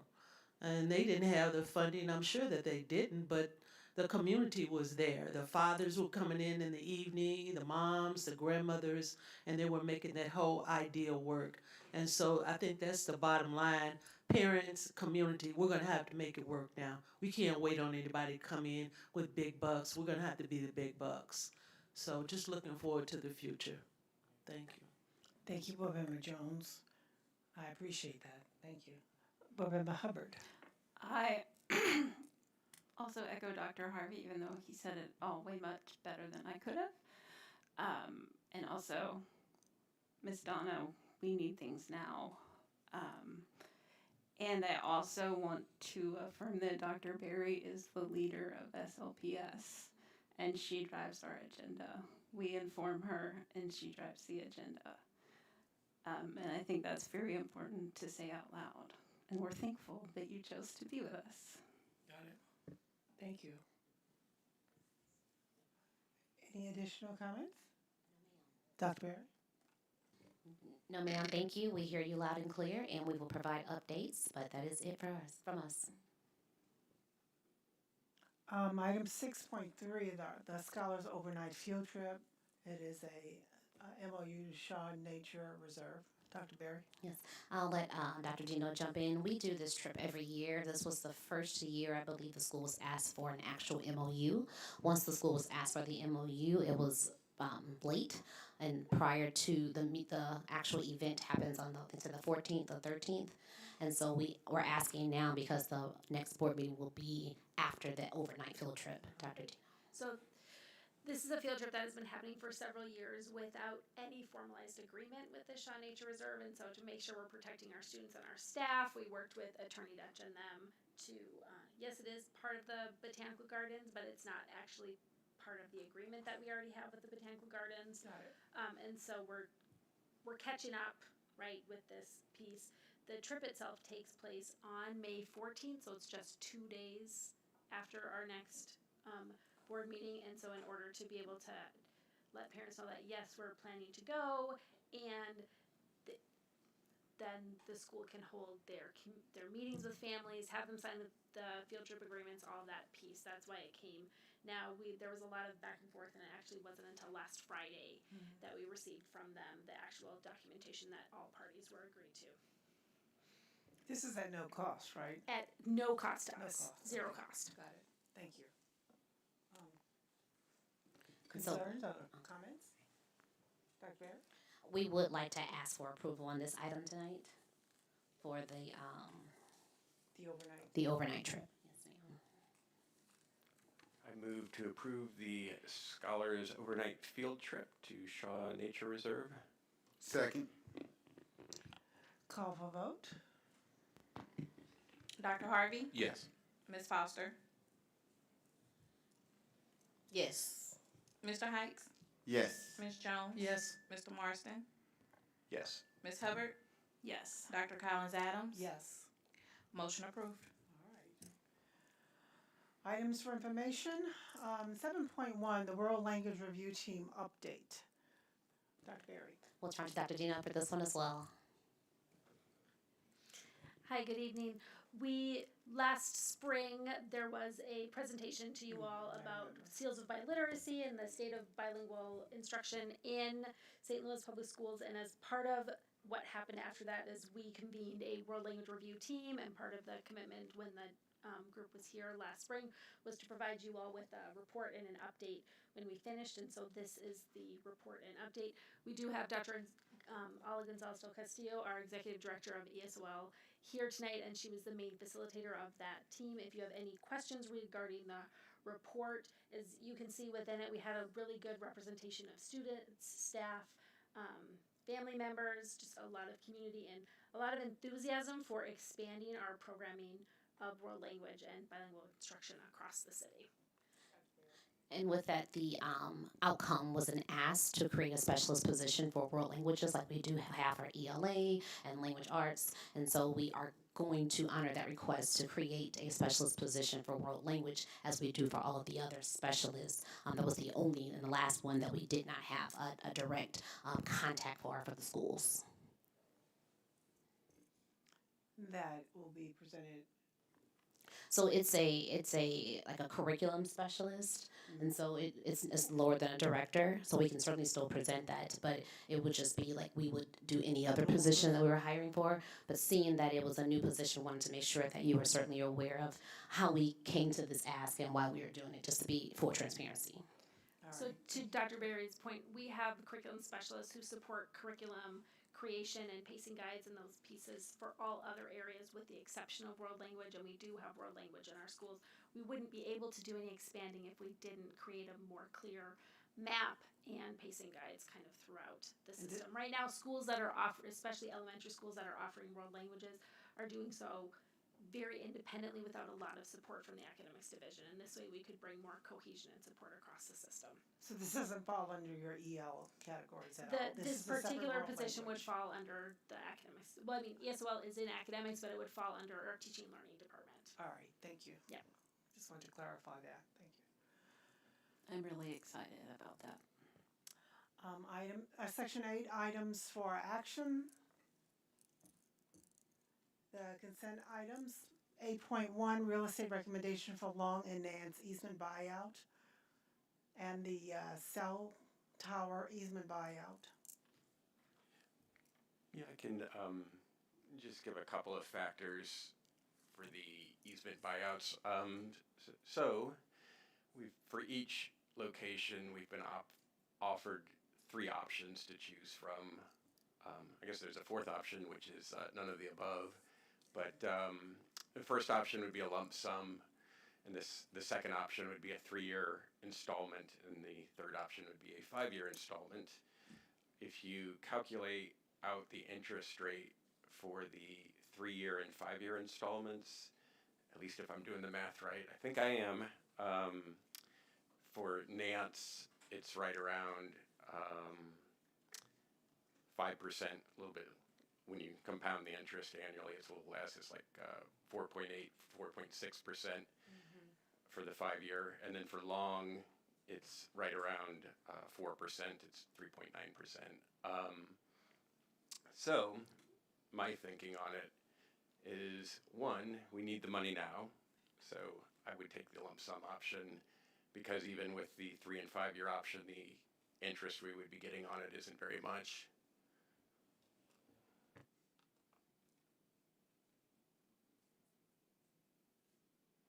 Any additional?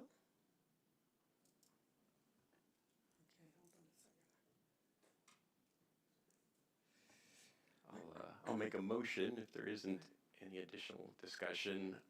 I move to approve the, get the name of the company here, actually. It was,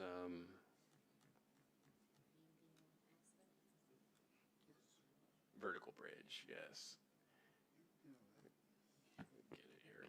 I move to approve the easement buyout by Vertical Bridge at Nance for a lump sum of $152,000. Second. Discussion. I have one question. This wasn't considered as one. We're taking them separately. Because one is, both of them offer options, paid over time or lump sum. Right, yeah, so you've got 2 different locations. The amount for each option is different at each location, and for some reason, the interest rate is a little different at each location. Okay. Mr. Hicks, you have a question? No, you could have taken them all at the same time. We could actually do both. We could do a friendly amendment. We could have just moved with the recommendation. Right. That's what we're doing. We could have took them all at one time. We didn't have Because it's the same company and it. Okay, Board Member Hikes, go ahead and repeat what you said. I said we could have took them after recommendation. The recommendation coming from the real estate committee had them separate, and it was just to come to the full board for a decision on which of the three options we wanted to go with. There wasn't a recommendation from the real estate committee as to which option we were recommending. So could you repeat your motion? Repeat the motion. Can't remember, did we have a second? No. Okay. You did second it, okay. Call for vote? Dr. Harvey? Yes. Ms. Foster? Yes. Mr. Hikes? Yes. Ms. Jones? Yes. Mr. Marston? Yes. Ms. Hubbard? Yes. Dr. Collins Adams? Yes. Motion approved. And I move to approve the contract with Vertical Bridge for the easement buyout at Nance at Long for a lump sum payment of $165,000. Second. Discussion? Call for vote? Dr. Harvey? Yes. Ms. Foster? Yes. Mr. Hikes? Yes. Ms. Jones? Yes. Mr. Marston? Yes. Ms. Hubbard? Yes. Dr. Collins Adams? Yes. Motion approved. Item 8.2, the LD. It's still another recommendation, I'm sorry, Oh, I'm sorry. Go ahead. Hempstead. The cell tower? That's why Mr. Hike said the full recommendations brought. Got it. There's the electric bus hub recommendation that's coming from real estate as well. Hold on.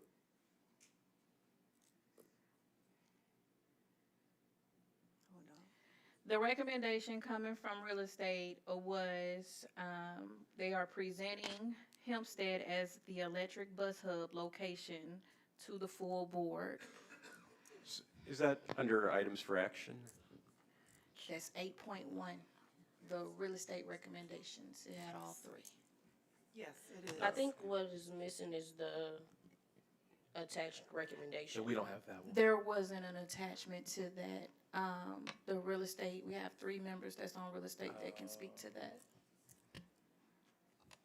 Okay, the electric bus hub proposal, Mr. Hikes. Where could you, 'cause I don't have my notes with me, if you don't mind.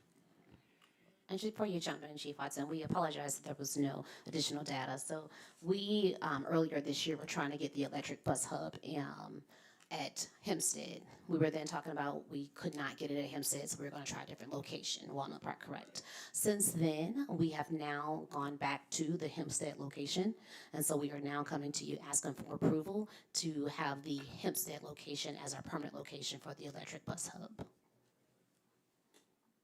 I move to approve Hempstead as the permanent location for the St. Louis Public Schools electric bus hub. Second. Discussion. Only a question, is there a talking point or anything we should know around why the move back to Hempstead, just to support it publicly? Yes, after speaking with, we had conversations with the alderwoman, and she's had conversation with her community. It was talked about originally Hempstead would not be the best location for that. I do know Board Member Jones is also privy to those conversations. So then we start looking at Walnut Park. Walnut Park, as you know, is a beautiful structure, and so we are hoping that when we talk about future ready, we can find a redevelopment or a better use for Walnut Park and go ahead, since Hempstead was already previously for demolition years before now, and it has sustained a lot of damage. We would like to go back to the Hempstead, and it also can allow for the space without having to, if we use Walnut Park, we would have to also ask for additional space from the city, because that space in front of Walnut Park we would need, and it does not belong to SLPS, it belongs to the parks.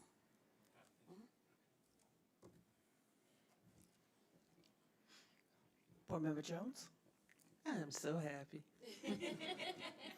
Boy, for years asking about these electric buses, but Hempstead has been standing there being an eyesore in the community, and I'm so sure that the people that live around there will be ecstatic. And the landscaping, it's going to be beautiful. We're going to make sure that it's a come up, and that our residents are happy with what's going on because they deserve it. I'm just happy. Thank you. And Board Member Harvey, I do apologize. We have extensive notes on this, and we'll get with you to be able to discuss this because the rest of the board labored through this with Donna Jones for months. So thank you, and thank you, Board Member Jones. Call for vote. Dr. Harvey? Yes. Ms. Foster? Yes. Mr. Hikes? Yes. Ms. Jones? Yes. Mr. Marston? Yes. Ms. Hubbard? Yes. Dr. Collins Adams? Yes. Motion approved. Item 8.2, the LDR Administrative Services. Let's see, I guess I'll go ahead and make a motion, then I have a comment. I move to approve item for action 8.2 for the contract with LDR ADM Services in the up to $130,000. Second. Discussion? I just want to point out that this is not in addition to the $130,000 we approved for LDR at our January 27th meeting. This is the same $130,000. It's just formally approving the final contract with them. That is correct, thank you. And we are more than happy to provide an update if you need that, but it has been working. We're very honored to have them with us and supporting Ms. Dobell in this process. And they are working through and finding ways that we can look for the potential future and how we can also save monies in various departments. Oh, and not that you asked, we're even having an update on the audit. We are meeting with the Reuben Brown, the audit team, on May 5th. For a closeout and to start the audit for next year. I made a solid promise I would stop harassing you guys about the audit. I've worn everyone out, but we've done a great job. Thank you so much. We need to call for a vote. Sorry. Dr. Harvey? Yes. Ms. Foster? Yes. Mr. Hikes? Yes. Ms. Jones? Yes. Mr. Marston? Yes. Ms. Hubbard? Yes. Dr. Collins Adams? Yes. Motion approved. Item 8.3, the SLPS Confluence Academy Performance Agreement. Move to approve item for action 8.3, the St. Louis Public Schools Confluence Academy Performance Agreement. Second. Discussion? Just wanted to make a note that we will get an updated copy to you. We realized that there was a mistake on a name on the contract, and so we will get an updated copy to you. Thank you. And within that contract, the criteria is explained very clearly, so. Any further discussion? Call for a vote. Dr. Harvey? Yes. Ms. Foster? Yes. Mr. Hikes? Yes. Ms. Jones? Yes. Mr. Marston? Yes. Ms. Hubbard? Yes. Dr. Collins Adams? Yes. Motion approved. We've got this 8.4. There's the one that we just moved today to items for action. So I'll go ahead and make the motion. Yes, please. I move to approve item for action 8.4 to relocate the boiler from Dunbar to Soldan. Second. Any further discussion? Call for a vote. Dr. Harvey? Yes. Ms. Foster? Yes. Mr. Hikes? Yes. Ms. Jones? Yes. Mr. Marston? Yes. Ms. Hubbard? Yes. Dr. Collins Adams? Yes. Motion approved. Item 9, school board members reorganization.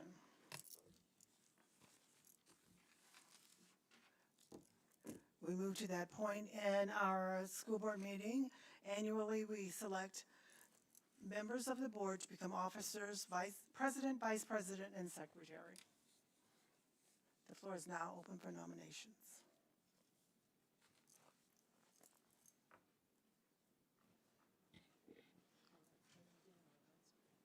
President, vice president, and secretary. Ms. Vaughn, you ready? Pardon me? Yes. I would like, go ahead. Don't all jump in at one time. Okay, I'd like to nominate Dr. Karen Collins Adams as president of the St. Louis Public Schools Board of Education. Second.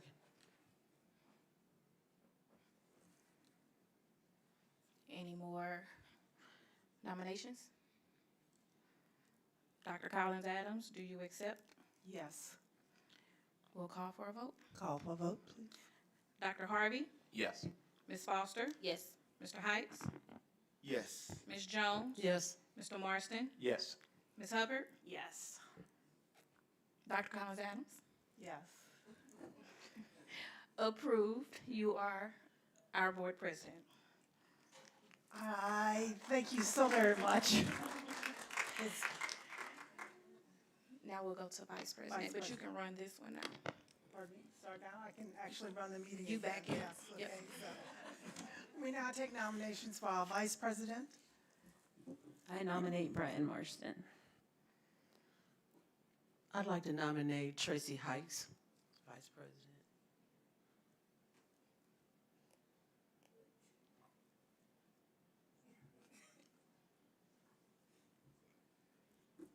Are there seconds? Do they accept? Do they accept the nominations? I accept. I also accept. Call for a vote. You don't need that, it's this one. So we'll go in the order the nominations were. For Brian Marston as vice president, Dr. Harvey, Yes. Ms. Foster, Yes. Mr. Hikes,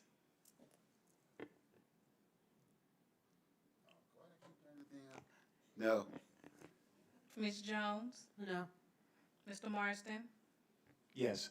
Ms. Hubbard, Yes. Dr. Collins Adams, No.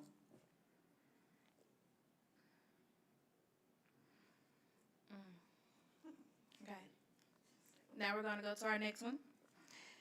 Mr. Hikes is vice president. We'll go for our votes. Dr. Harvey, No. Ms. Foster, No.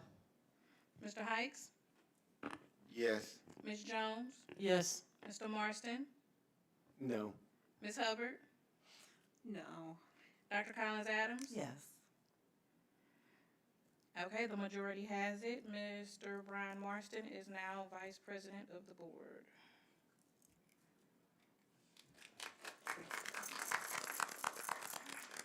Selection of our secretary for the board. Nominations on the floor, please. I nominate Ms. Foster for Secretary of the Board of Education.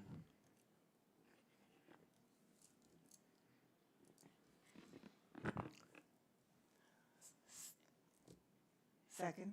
No, any more nominations? Any more? Ms. Foster, do you accept? Yes. No more nominations? Dr. Harvey, Yes. Ms. Foster, Yes. Mr. Hikes, Yes. Ms. Jones, Yes. Mr. Marston, Yes. Ms. Hubbard, Yes. Dr. Collins Adams. Yes. We have Ms. AJ Foster as our secretary of the board.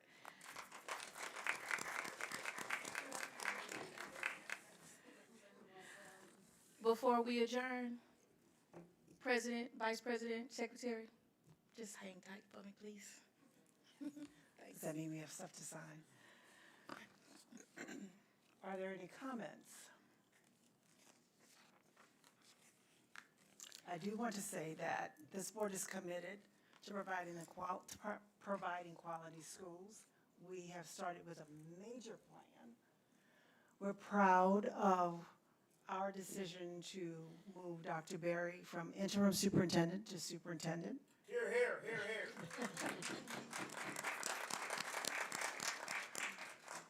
We are working together to have clean audits. Thank you, Kelly, and your team, and Dr. Berry. And we're going to get our full accreditation back as soon as possible. Thank you, Dr. Dino, and everything that you're doing to help us. Board Member Marston, Board Member Foster.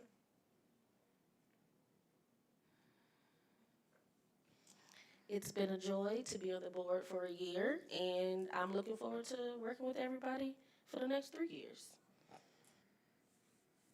Board Member Marston? No further comments? I'm sure your children will have a lot to say when you get home. With that, I would like to entertain a motion to adjourn our meeting at 8:47 p.m. Second.